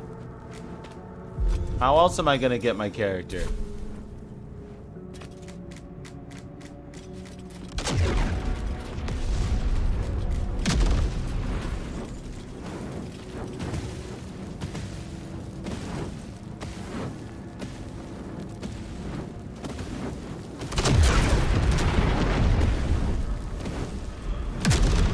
There's no way this goes on forever.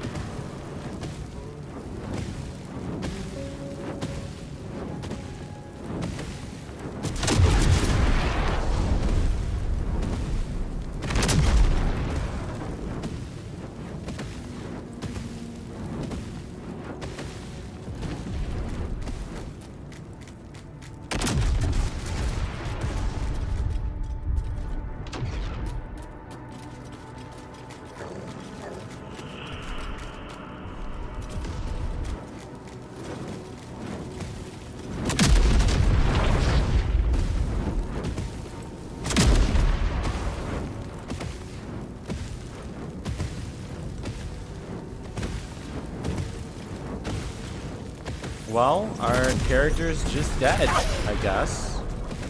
There's nothing we can do. So we're just gonna have to never enter the chapel to begin with.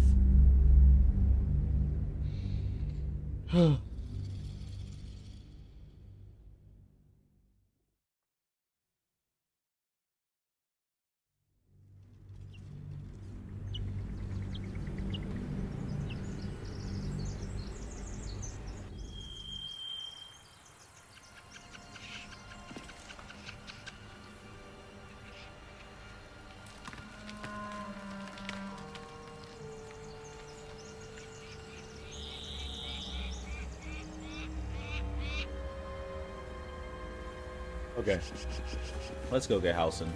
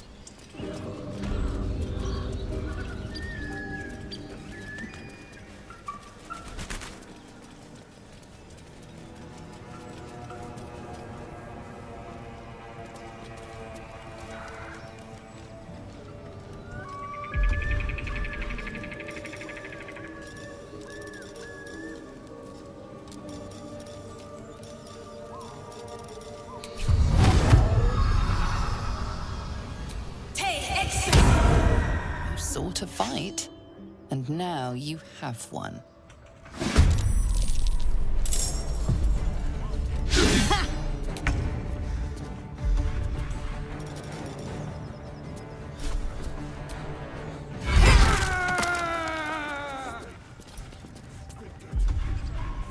Do I have non-lethal damage on?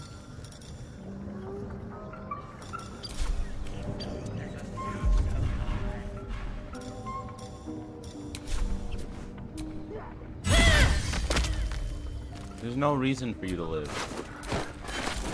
You're an entire problem for two whole races of people. I'm assuming that you guys are just evil.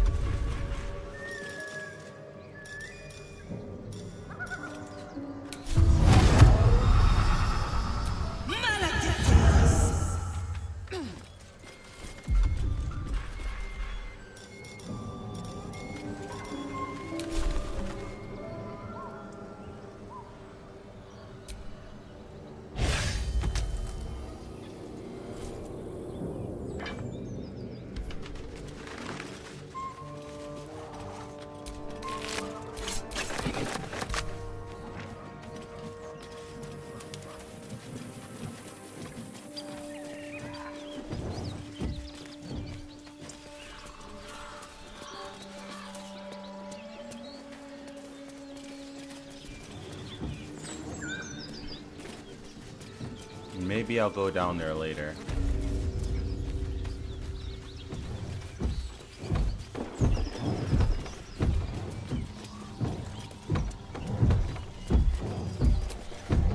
As you approach, a guttural scream and a succession of quick bangs rattle the door. Then, a low moan. Someone, or something, is having a bit of fun. Leave it. Whoever's inside doesn't want an audience, and I don't want to fight.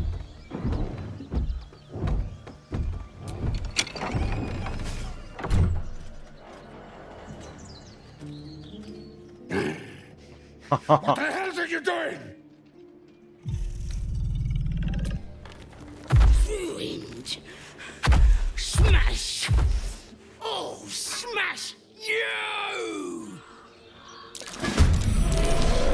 Get out! On top of a dead body?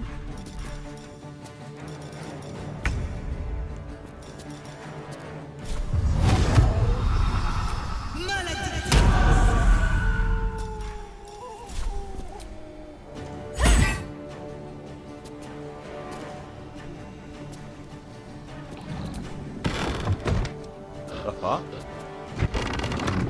What did I just hit? The door. To strike. Taste my fury.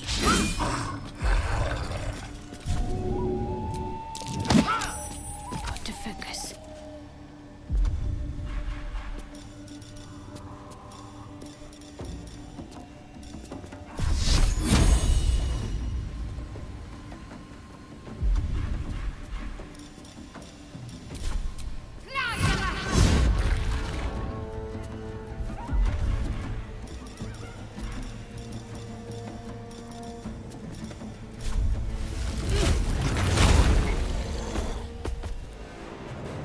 Moving.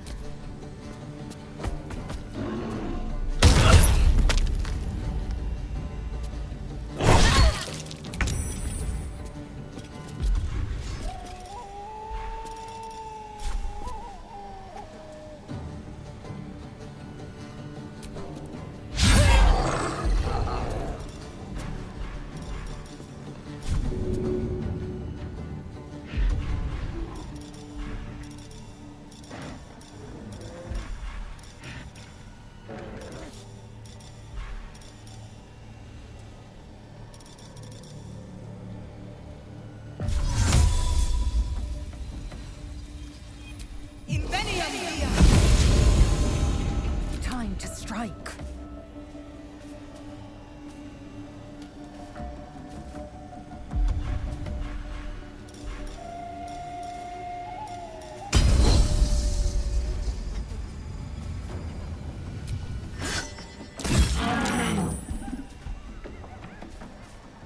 Talk to me. Bleed for me.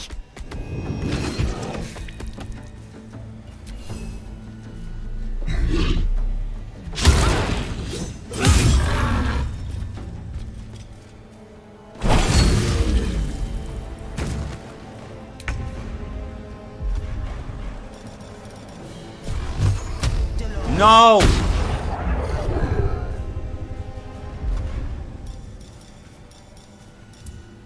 I am fury. I am death.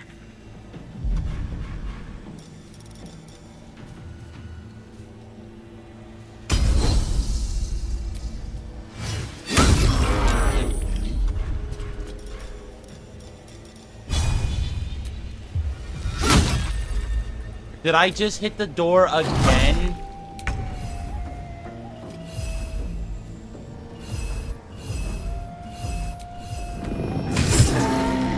Butters! I'll rip you apart! Butters.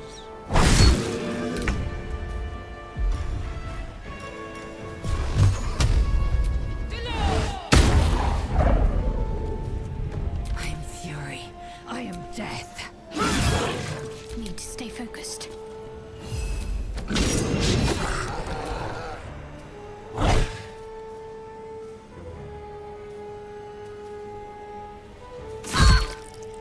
The fuck?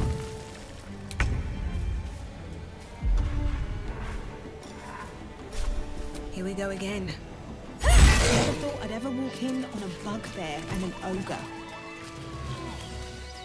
I'll refrain from detailing my conquests, lest you die of Time to get going.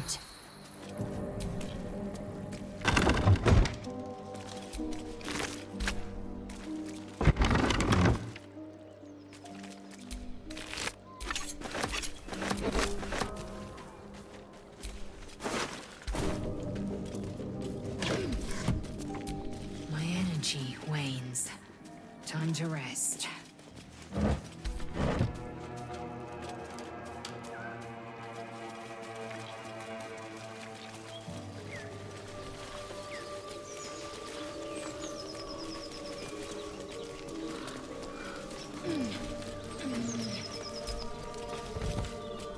A feast fit for an ogre. You notice a peculiar dagger protruding from the tough, leathery meat.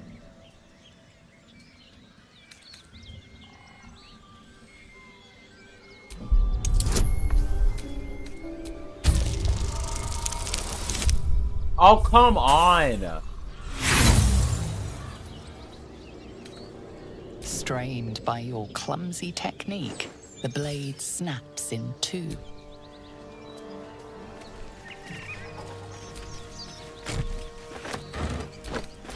It's fine.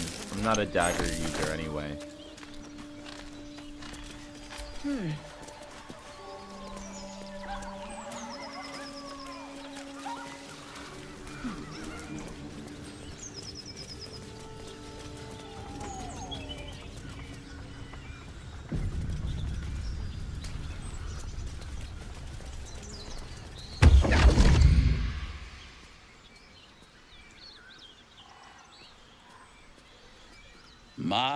My, what manner of place is this? A path to redemption? Or a road to damnation? Hard to say, for your journey is just beginning. This fucking guy. What would suit the occasion? I thought this guy only applied to that one guy. The words to a lullaby, perhaps. The mouse smiled brightly. It outfoxed the cat. Then down came the claw. And that, love, was that. They do know how to write them in Cormier, don't they? Well met, I am Raphael. Very much at your service. Charmed, I'm sure, in more ways than one. We should have a chat, you and I, but not here. This quaint little scene is decidedly too middle of nowhere for my tastes. Come.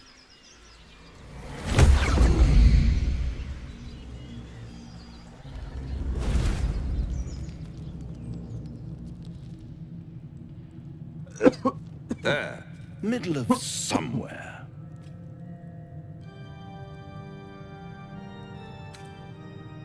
The House of Hope, where the tired come to rest and the famished come He's to the devil. feed lavishly. Go I'm a on, tiefling. partake, enjoy your supper. After all, it might just be your last. Call it a ninth sense.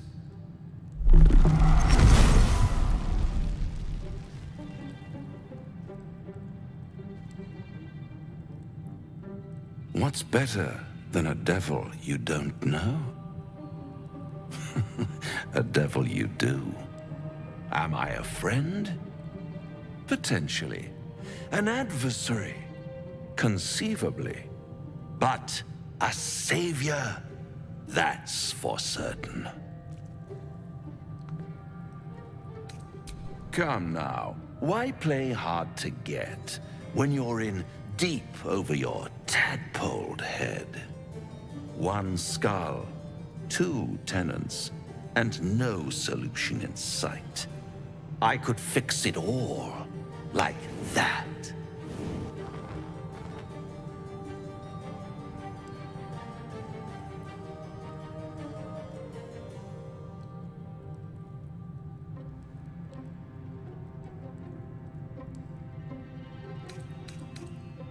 Yes. I like it when my clients put up a fight, only to realize victory was never an option. Oh, fuck you. Try to cure yourself, shop around, beg, borrow, and steal. Exhaust every possibility until none are left. And when hope has been whittled down to the very marrow of despair, that's when you'll come knocking on my door. Hope. Such a tease.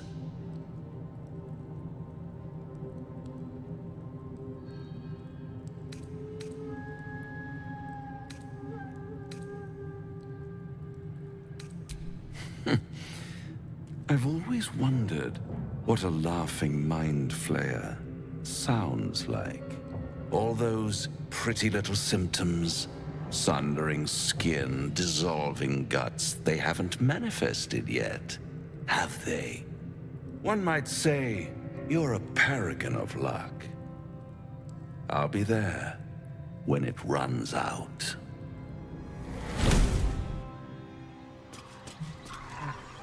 Does luck actually run out? I'm not sure that's how luck actually works.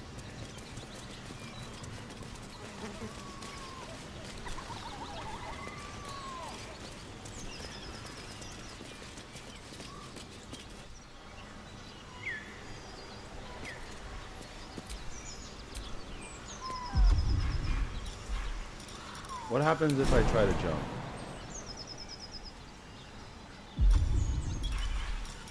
What am I talking about? I literally have missed stuff. Alright, you guys stay there for a little bit. I'm gonna see what's up here.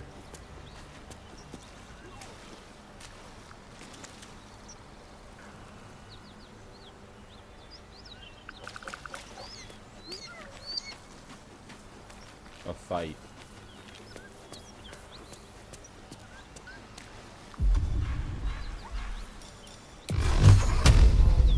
Wait a minute. I can literally speak with animals.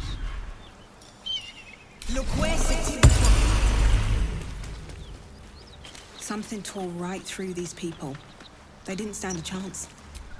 The creature's eyes roll back in its head, equal parts bliss and agony.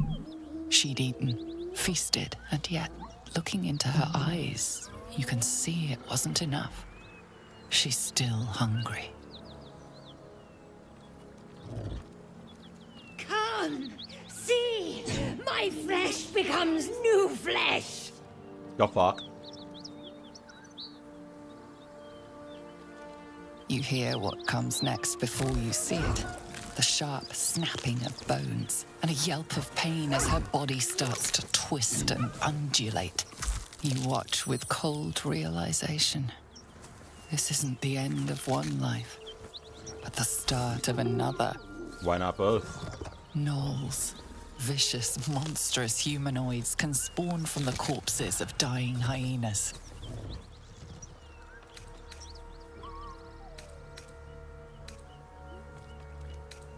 No, come closer. Feed the new flesh. Bones snap as the hyena is hollowed from the inside out, forming a vessel for something new.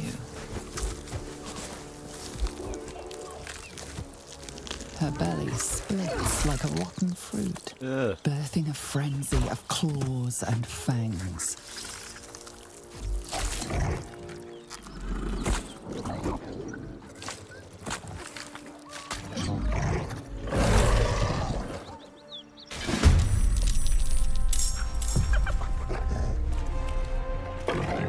Well, this is quite the situation to be caught in, huh?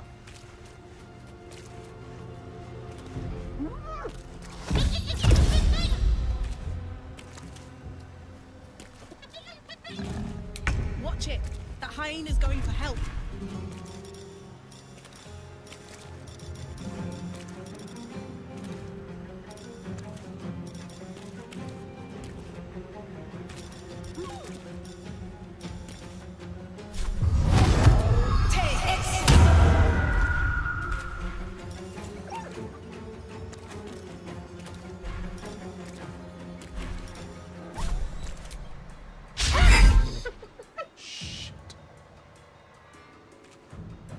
Light on my feet.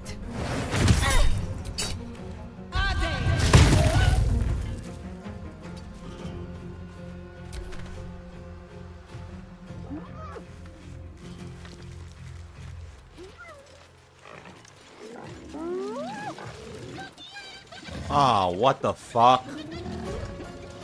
What the fuck? Dude, come on.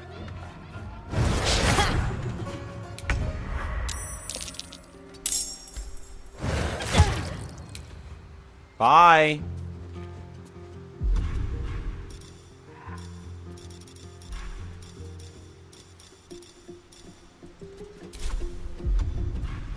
I don't have any more spell slots.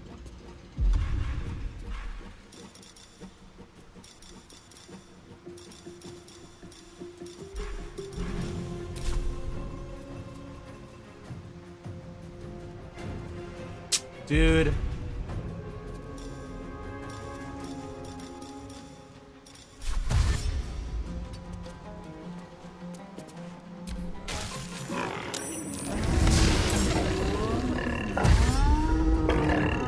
This is some bullshit. This is some bullshit. This is some bullshit. This is some bullshit.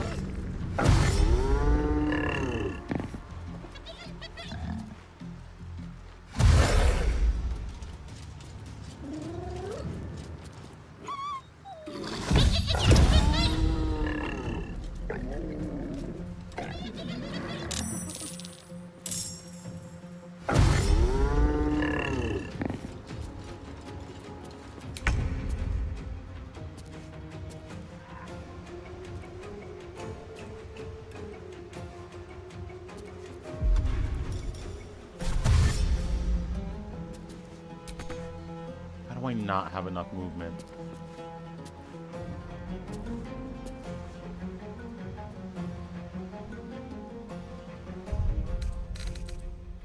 Dude.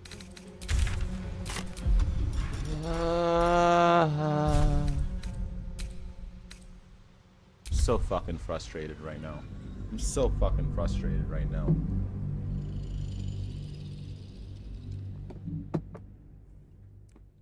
Low level D&D is awful. I hate it. D&D before level 5 is shit.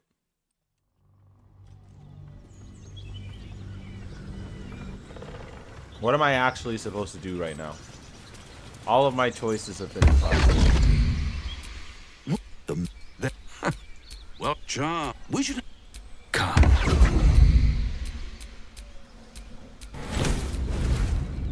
There, middle of somewhere. The go. It might just be your last. Not easily rattled, I see. Good. Makes the next part that much more straightforward. What's better? Am I a friend? Pretend one I could fix it all. Like that.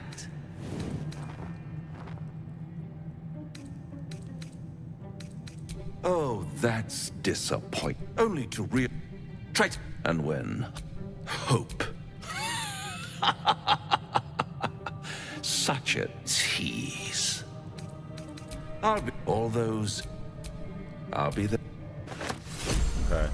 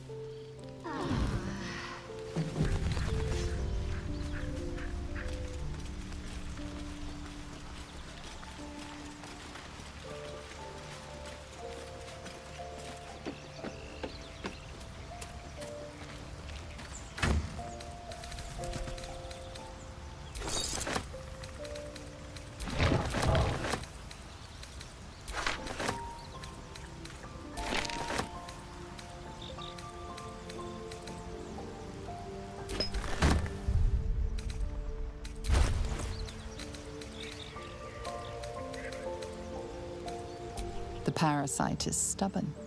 It refuses both to leave or to allow itself to be used as you desire.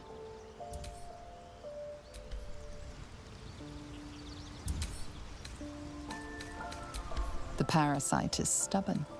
It refuses both to leave or to allow itself to be used as you desire. Fuck you then. No, come Better than on. nothing.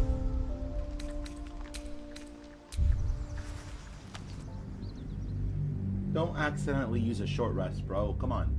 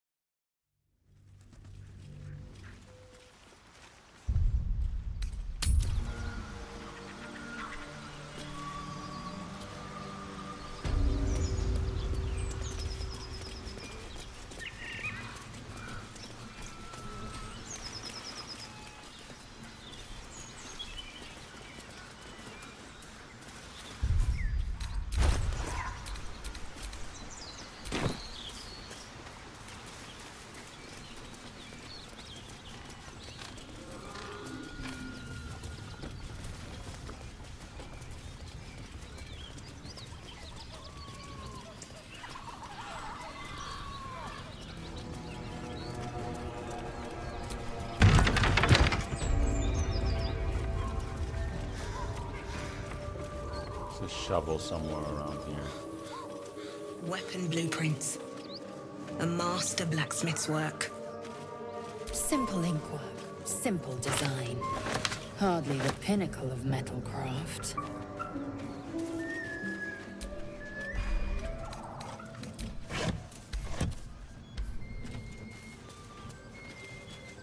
Shovel.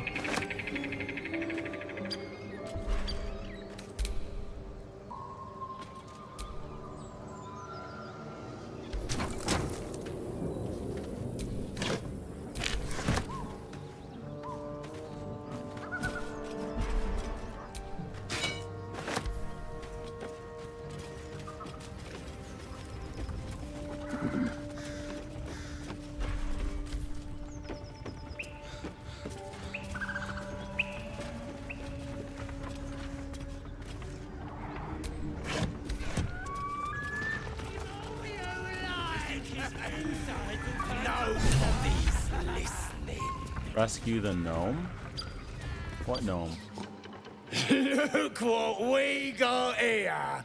Another little birdie wanting to fly!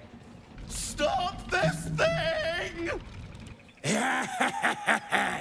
Flap those wings some more, and I'll feed you a worm. Dude, these guys are And awful. you! Hope you got a stomach for heights!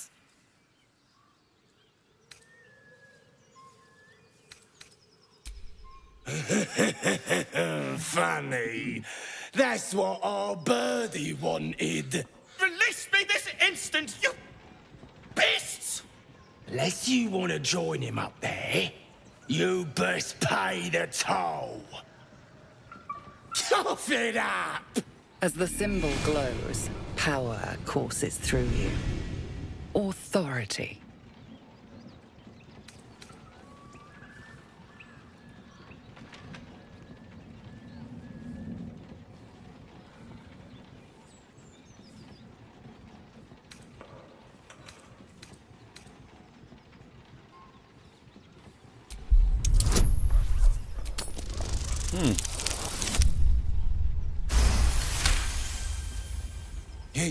You're a true soul.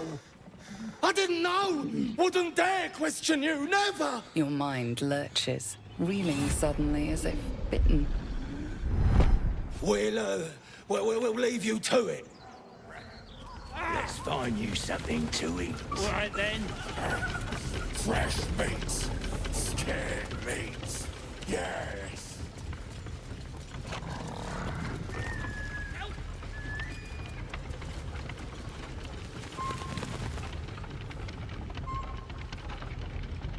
Oh, they just despawn altogether, huh?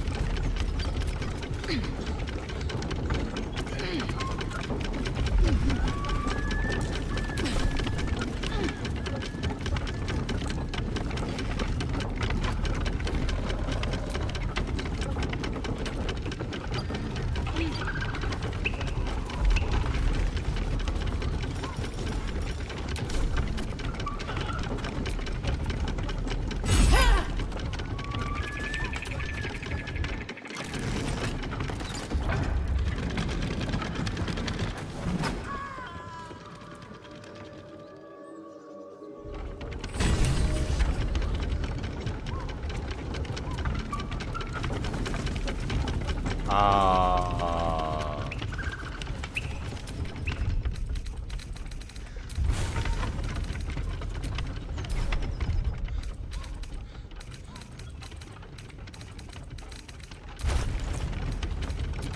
Where's the journal? Character sheet, journal. Find a cure, kill Haga, save Arabelle. Find a cure, personal quest, embrace your potential, explore the ruins, daughter of darkness.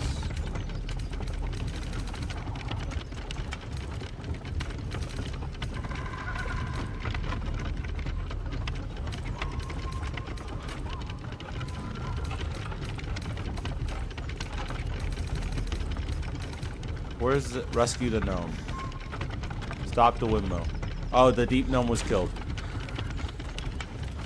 Well, I didn't know. Huh.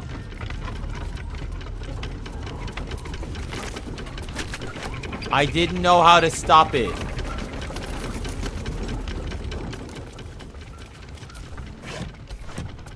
Oh well, it was a 50-50 chance he lived and he died.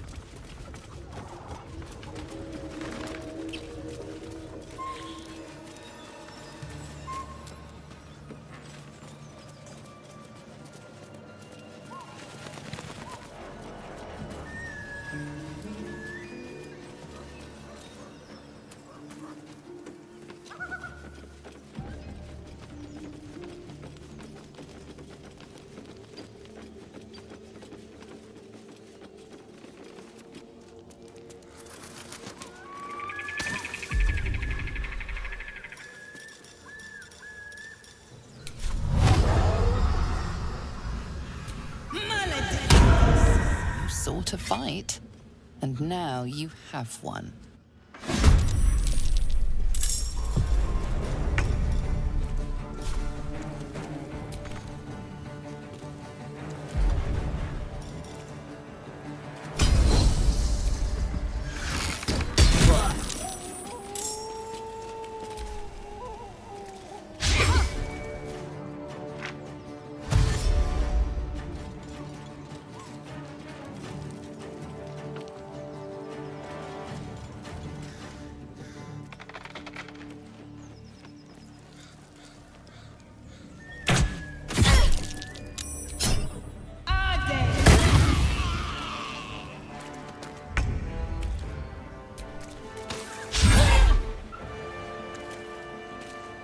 Got to concentrate.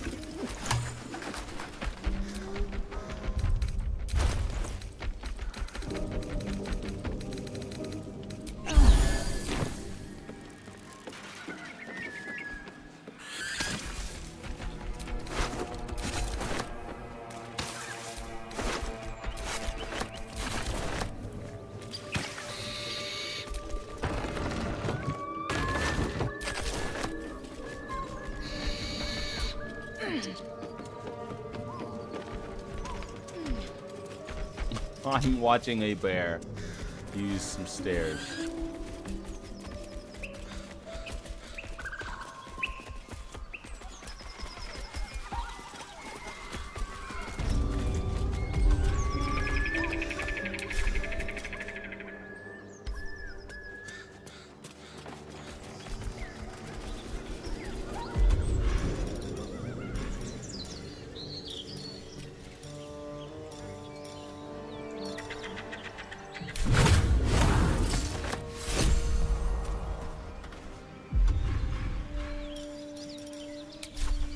What do I have to lose?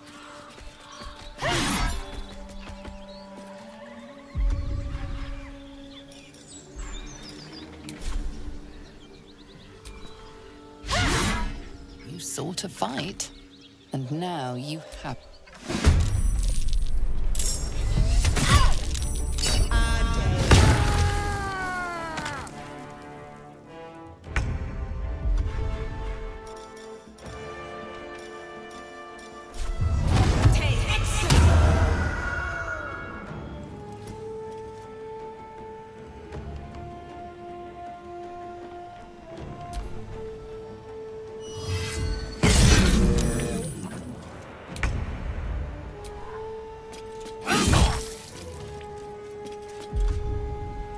What should I do?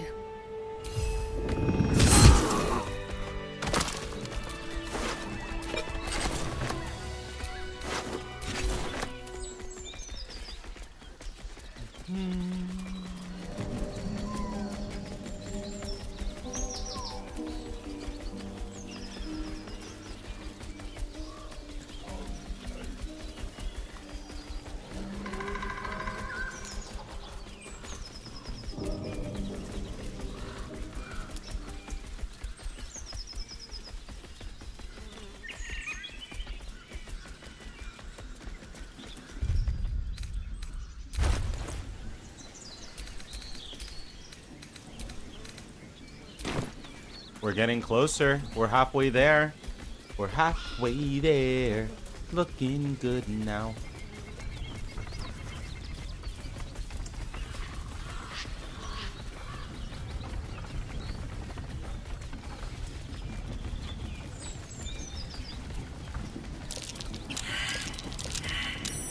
Something over there.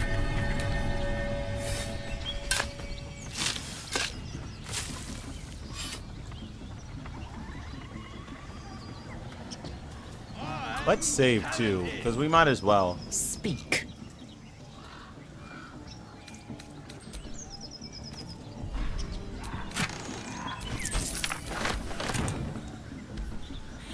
Let's save.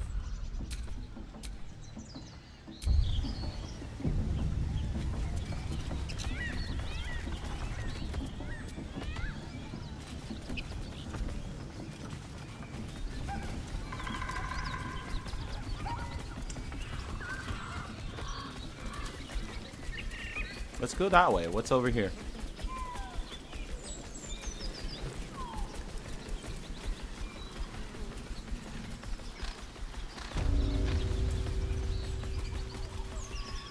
In the forest.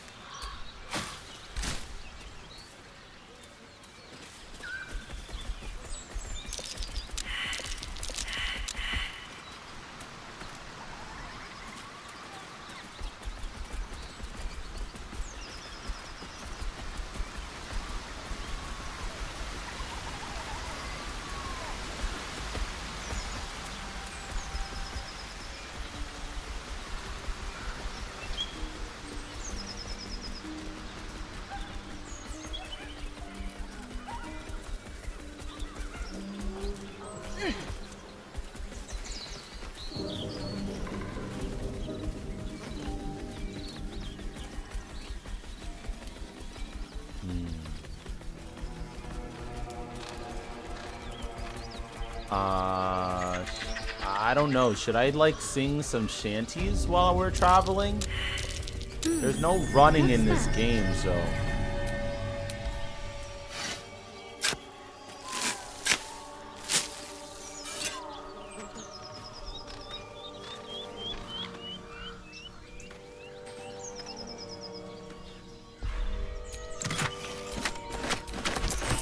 Very nice.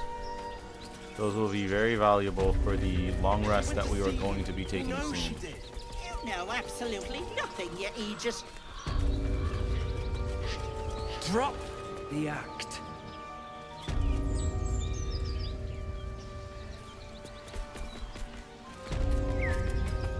Lads, for the love of all that is holy, I've never clapped eyes on your poor sister. Drop the act, hag. You was the last to see Mayrina. Just let her go. Please. You there? Please, I don't know what's come over these boys. I just want to go home. Stop this. We won't ask again. Careful. Don't trust a word out of her mouth. Our sister went to the hag, and we ain't seen her since. Hand over heart, I don't know their sister. I will gladly help you all look for her, though. Enough. Where is she? Bollocks! You were supposed to rush to my defense, love. Fat lot of good you are. Some advice? You ever darken my door, you'd best have that head bowed and an apology at the ready. What? Bye-bye now. Bloody hells. She just disappeared. Ain't seen nothing like that before. She could shoot fireworks out of her backside for all I care. The hag has Rena. It's our sister, Mayrina. Well, she was in a bad way after her husband died. Started saying weird things, like how she was gonna bring him back. Next thing, she's gone looking for the hag. Of all the stupid things to do. And we haven't seen her since. And no good ever came from dealing with a hag. None of this matters, all right? No good ever came We need from to get dealing her with a back, hag. and fast.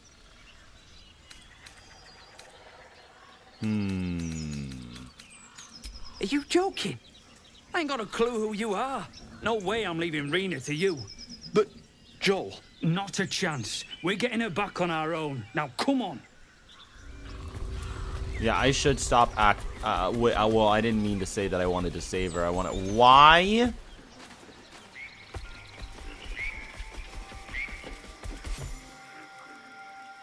A chill runs up your spine. You feel like you're being watched.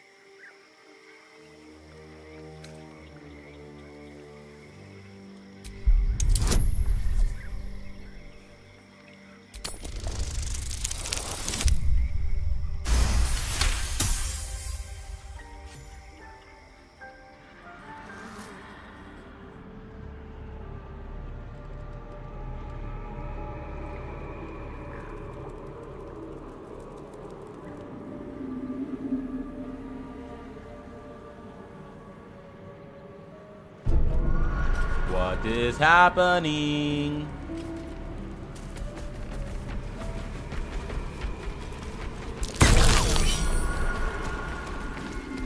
Open wound bleeding. What the fuck?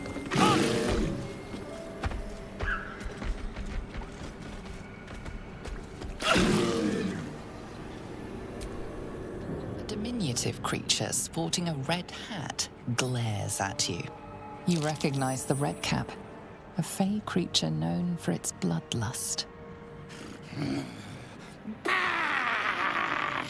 That noise. Is the creature pretending to be a sheep?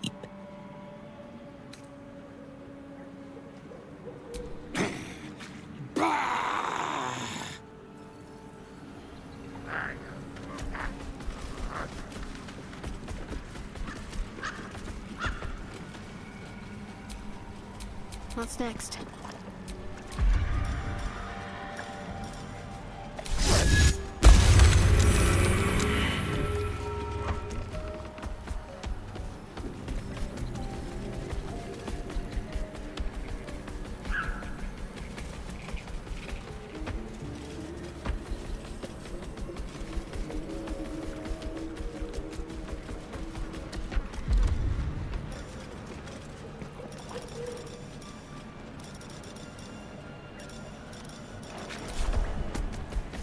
The brothers. I guess they didn't find their sister. Not just dead, gutted. Hardly a painless kill.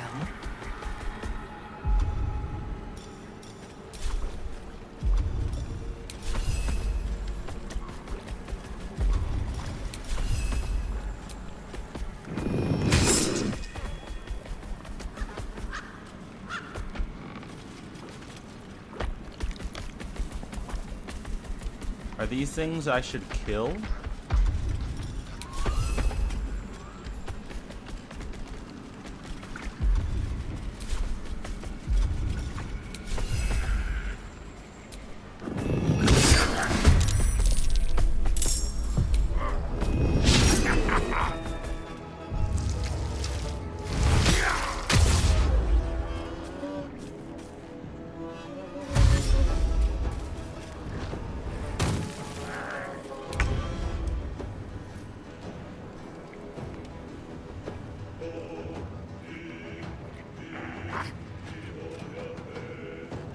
From who? Oh, it's me.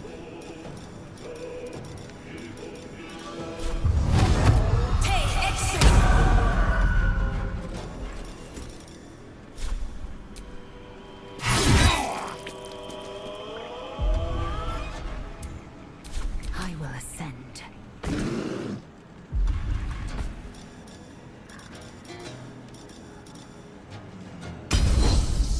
This is your end.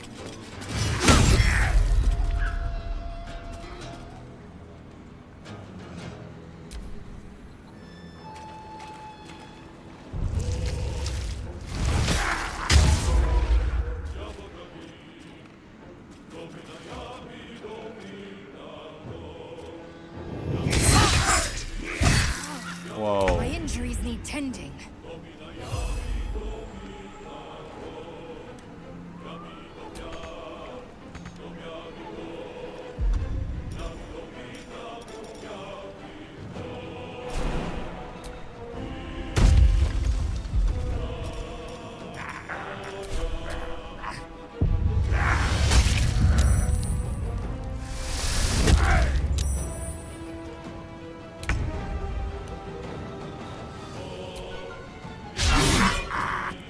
Time to strike.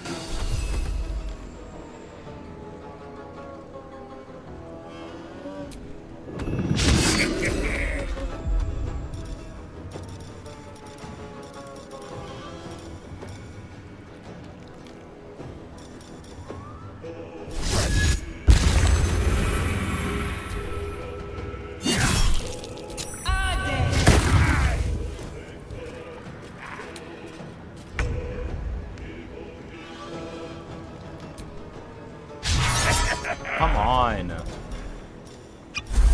Missing is not helping. I am fury. I am death.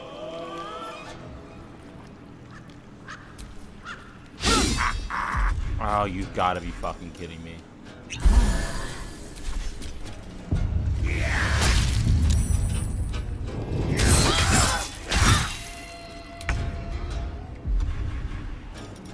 Why do I not? Okay, cool.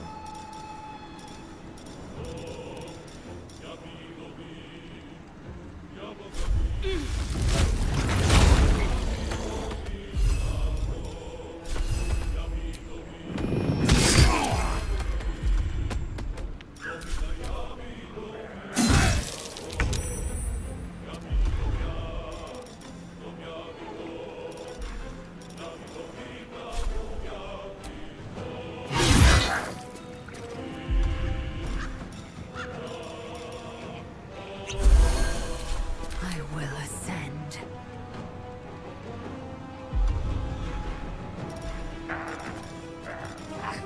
Pushing attack.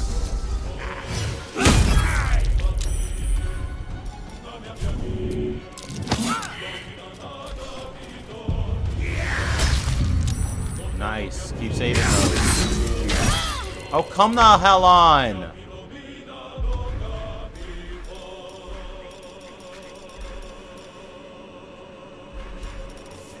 Wild shape again!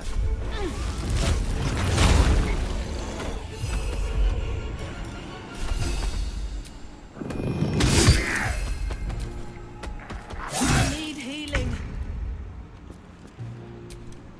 Oh my fucking god. Swift and lethal.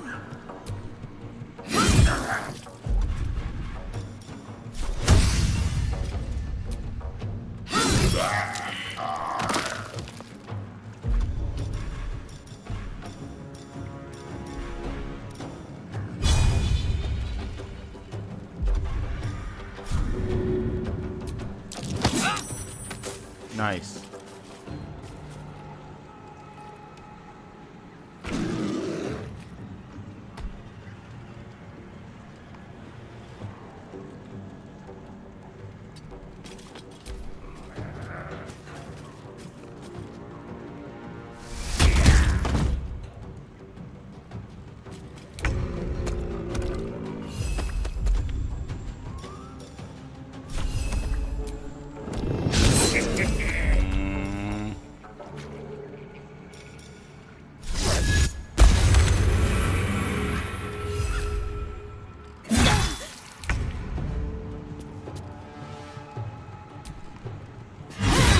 There we go.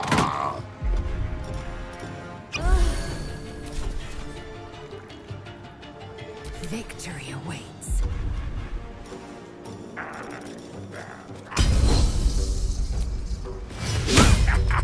Of course.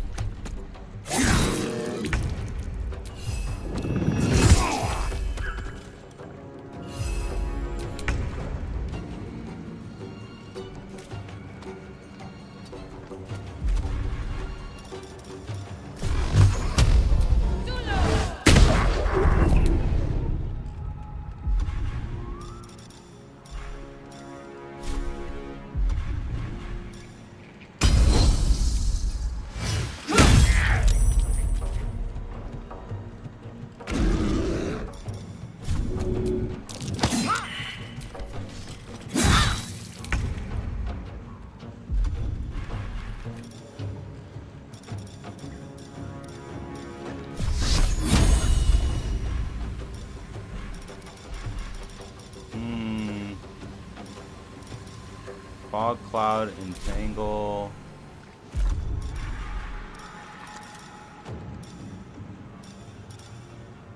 Sacred flame. Okay. There we go. Almost pleasant traveling with company. If you ignore all the less pleasant aspects.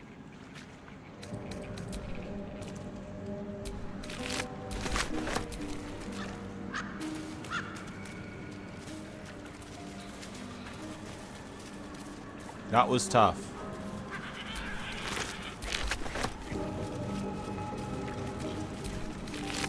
Better make camp soon. Might be a while before there's another chance to rest. What a welcome rest.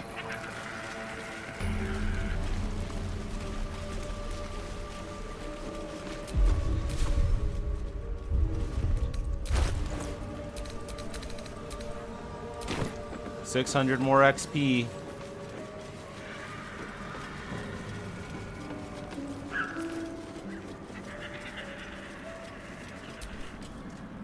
Fetid smell assaults your nostrils.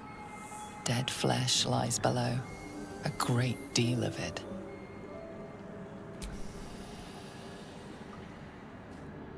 Why would Eleazar The approve warm that I rush drink of this? power flows through you.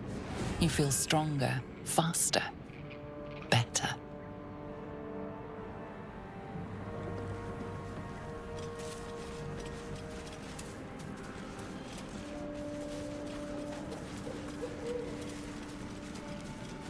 Did I just gain HP? Like max HP? I don't want a crumb left on that plate, girl. Auntie Ethel, please. One more bite and this pie is gonna come back up to say hello. Don't make me get the wooden spoon. You're eating for two, so get to it. If it isn't the cheekiest pup of them all, you'd best have one hells of an apology for me, young lady. I don't think I did, dearie. And frankly, you're thick for saying so. Thick? You know, Thank you. I was gonna give you a swift kick up the arse and show you the door. But I think you and I could have a bit of fun together.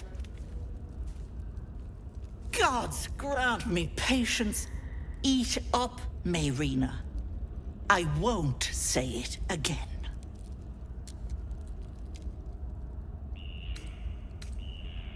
Keep that hole under your nose shut, or things will get messy. Don't bother. You'd only subject us to her inevitable wailing. What is it? What's going on? That can't be true. Auntie Ethel. They were being rude, and I detest rudeness. You monster! The deal is off. Enough, away with you. Blessed silence at last. Some time in the cage should do her good. And you'll regret sticking your nose in my business. I didn't know that she killed the brothers. I just said that. I just lied.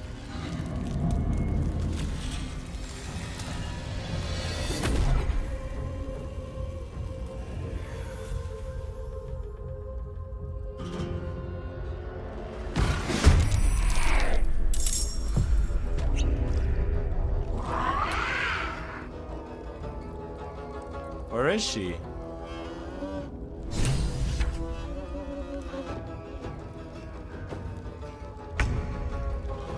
Where is she?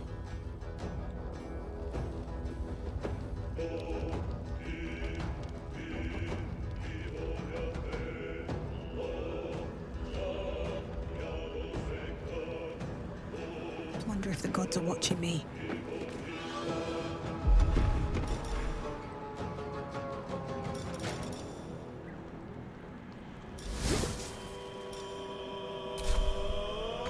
I will ascend. On the move.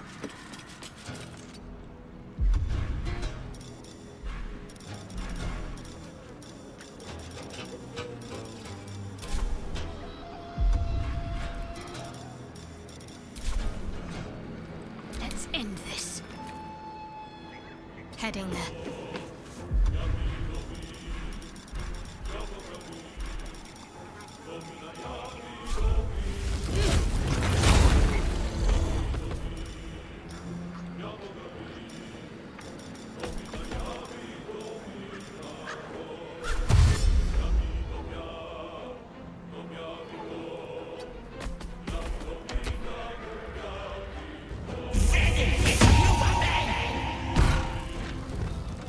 Bye-bye, lovelies.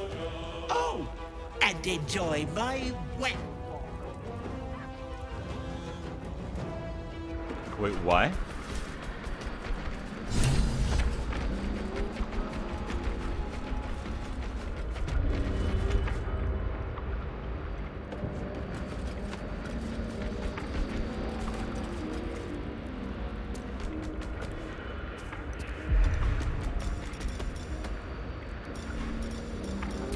What the fuck? Why is...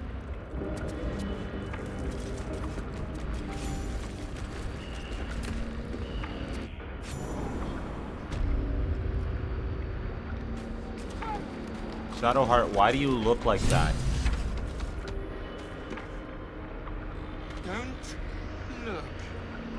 Don't.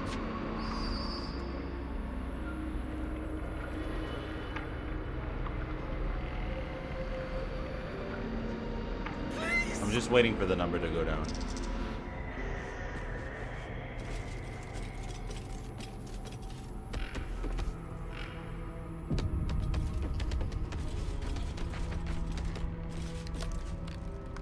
Don't.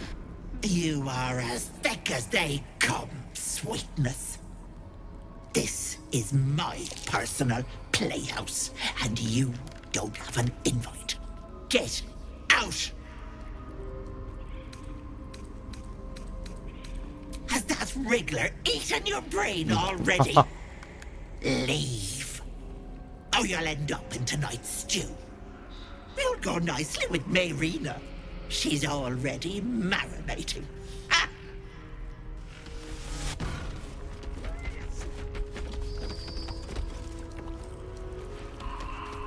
What is this place?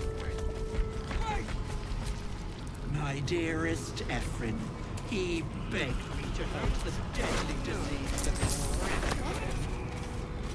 This poor dear wished never to lay eyes on her family again. My darling Magrin, she wished for the mind of a genius, but that silly head thrust me. Don't.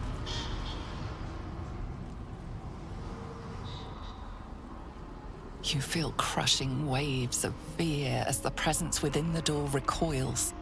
It can't let people through, not again. Images flash. A man cowering, a bag open at his feet. Gold coins spilling onto the floor. His cries for mercy are cut short as the hag slices into him, dismembering him painstakingly, limb by limb. She cackles, the man's remaining flesh twisted and contorted, becoming the twisted surface of the door before you. Flee, you feel it cry. Frustrated, the door rattled. You see the hag and yourself. You lay bleeding as she leans over you, a smile on her face. Her teeth, a row of deadly needles, shine as they dive into your throat, blood spraying. The door twitches, but stays firm.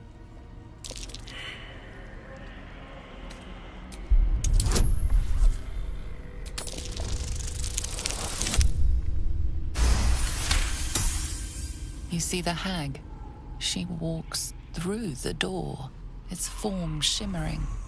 The lightest touch of hope brushes your mind as the presence within retreats. Stop. Please. Please. Away. Away.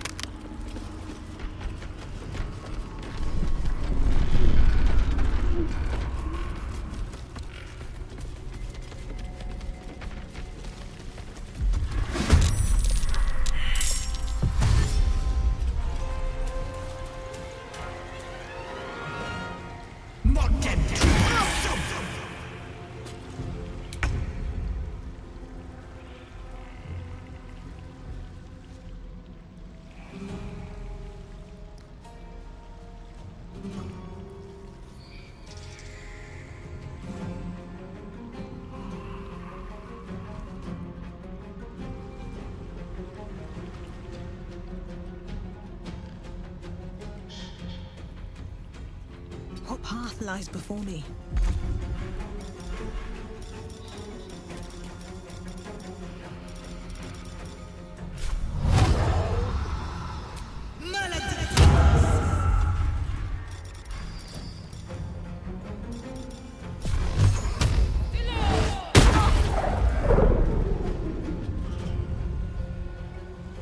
Swift and lethal.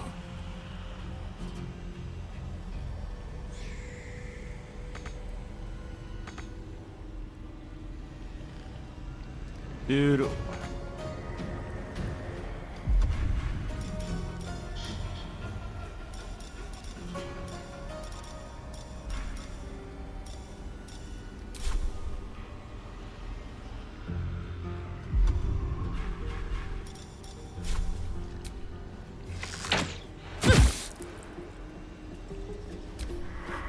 Yes, Auntie.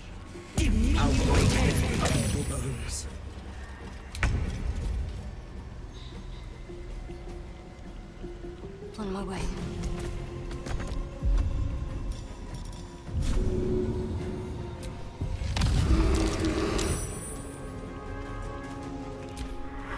Don't make me hurt them!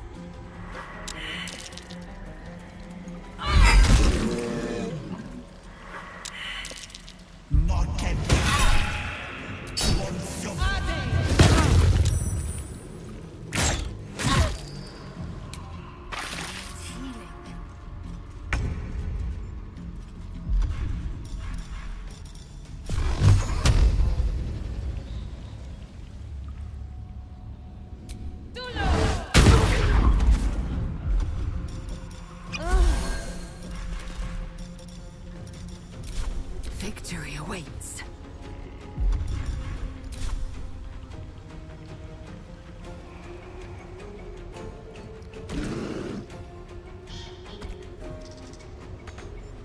Make way.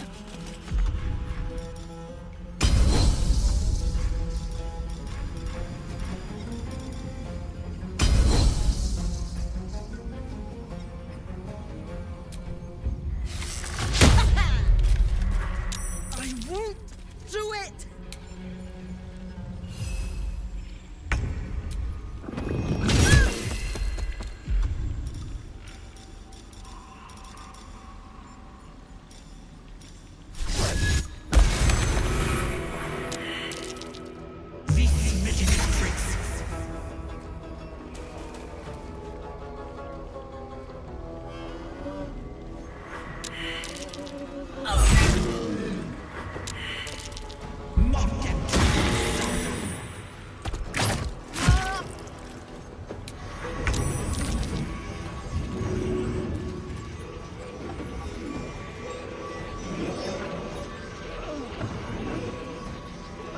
I'll strike you down.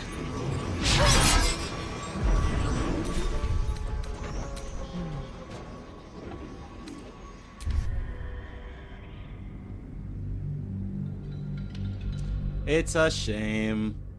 We need to take a long rest before we go into this.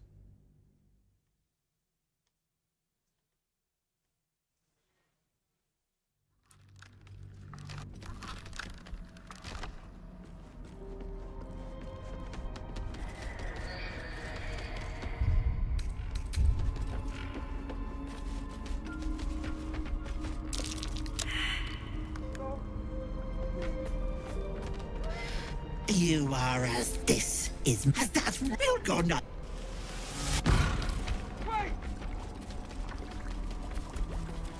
What is this place? Don't look. Don't. Stop. Please. Please.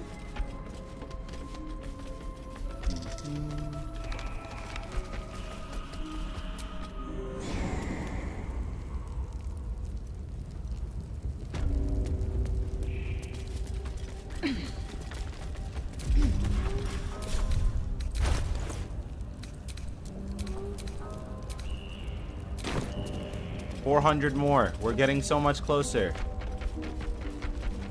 Can we level up by the end of the stream? I need to get to level 4.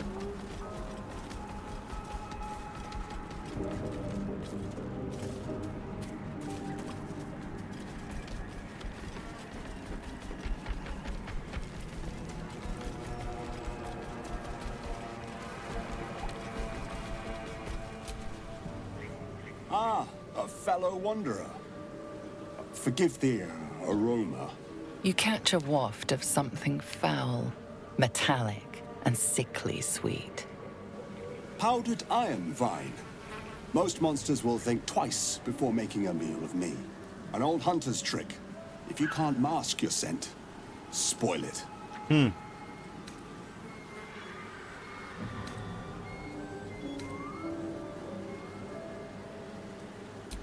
Ha!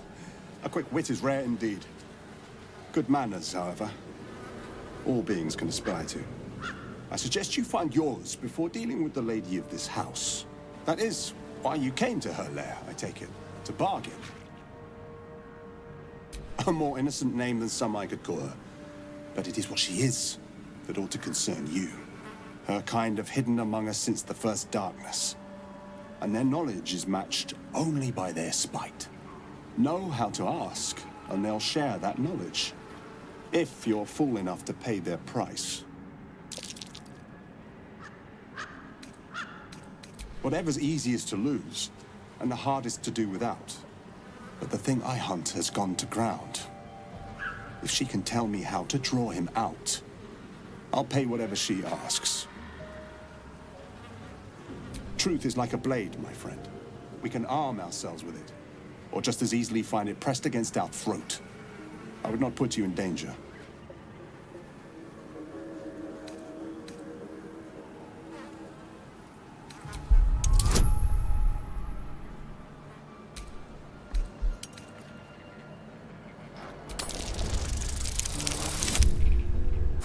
Damn it. I don't think that I will. Questions are free. Answers are not. Better to learn that before you meet the lady of the house. Go ahead. The lady...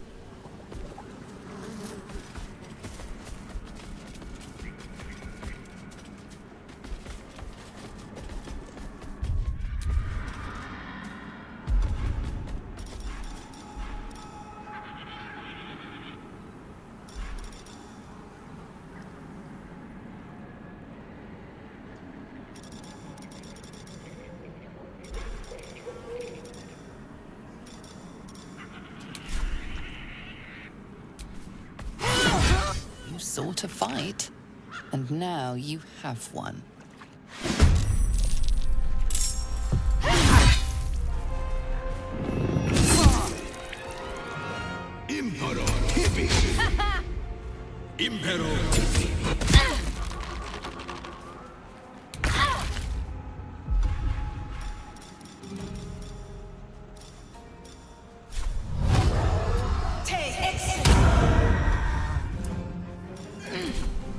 Victory awaits.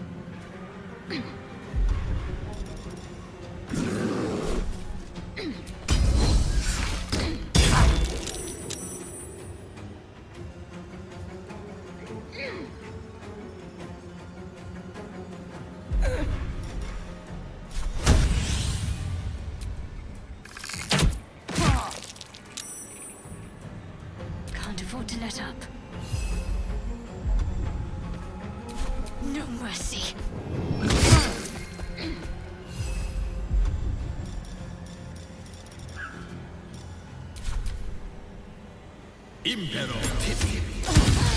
What the fuck?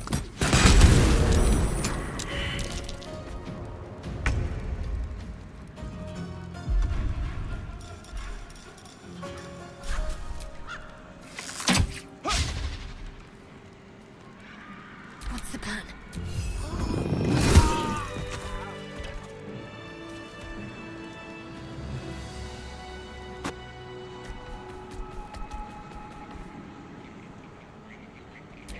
Eager for battle.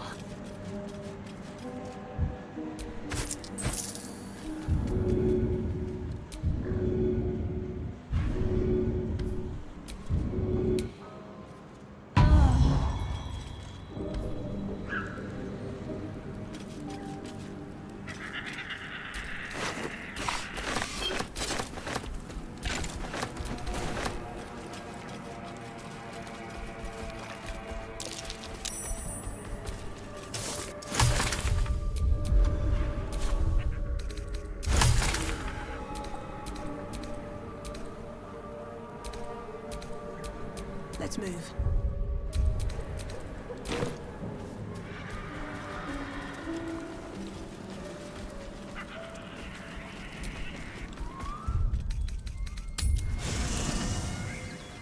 Alright, that's the second time we've gone to camp in this area.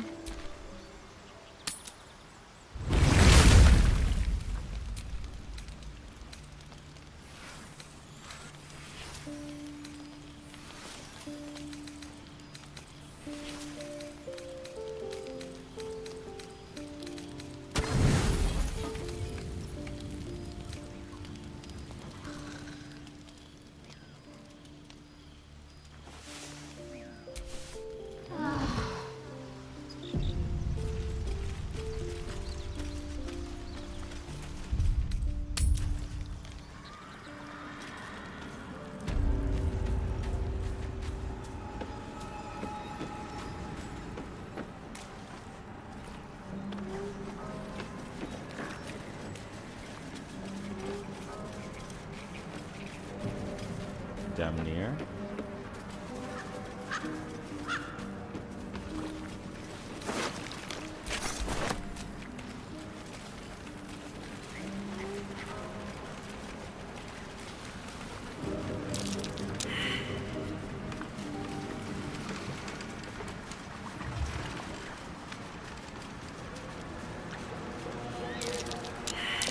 That might be worth a look.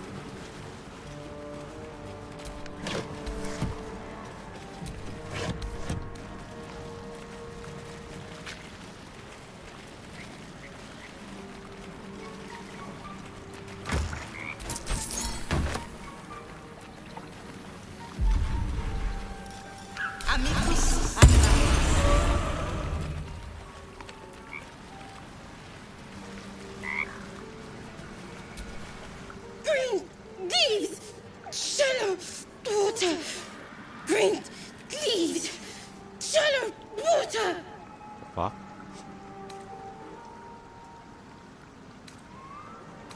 Bad. Away. Green leaves, shallow water. A chill runs up your spine. There is something wrong with this creature. Very wrong. Burn. Bleed. Kill.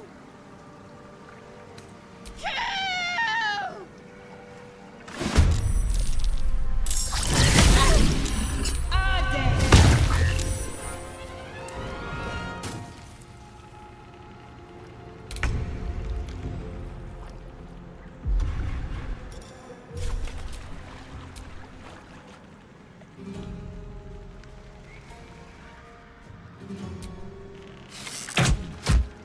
Can't give up.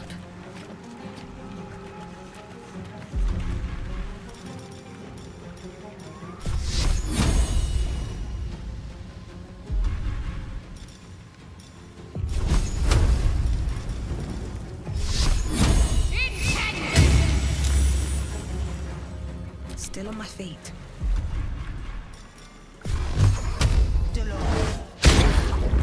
The fuck? Close ahead. I'm going to lose to a frog.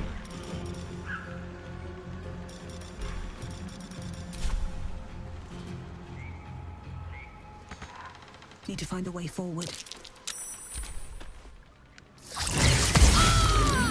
What the fuck?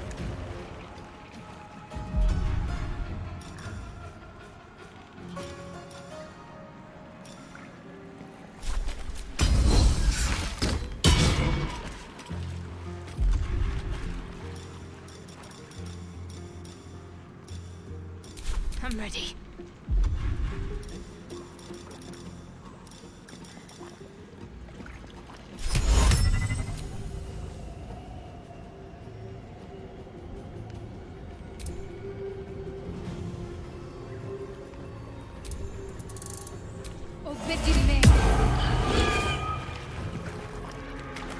Come on. Can't stay idle.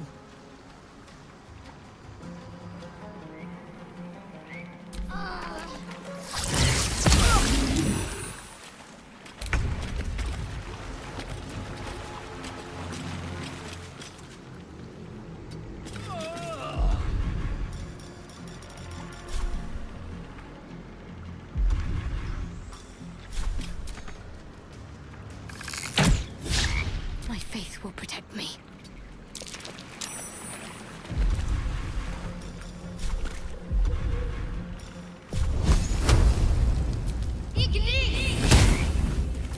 Can't even catch my breath.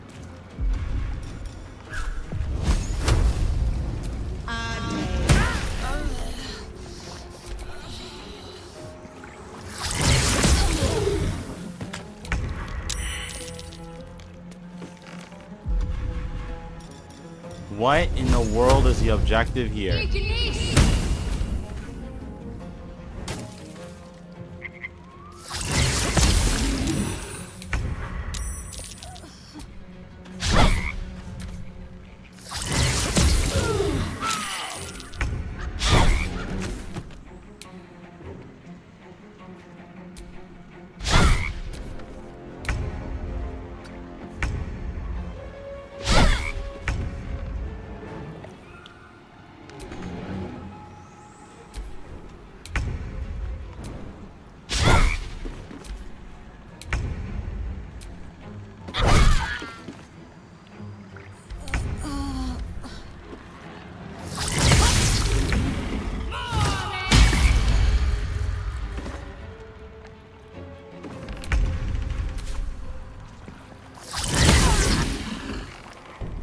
By a fucking frog. Defeated by a goddamned frog.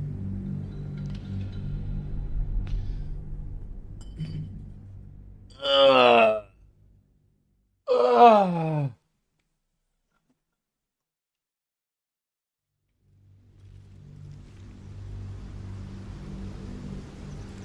Defeated by a frog. By a goddamn frog.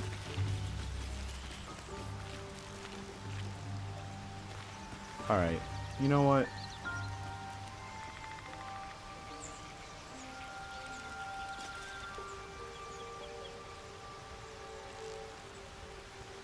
This is a good time to stop. I enjoyed the streaming, and I had to set up for my own player's D&D session today. So I'm gonna go ahead and end stream. I hope whoever was watching had fun watching it, and I'll see you guys later.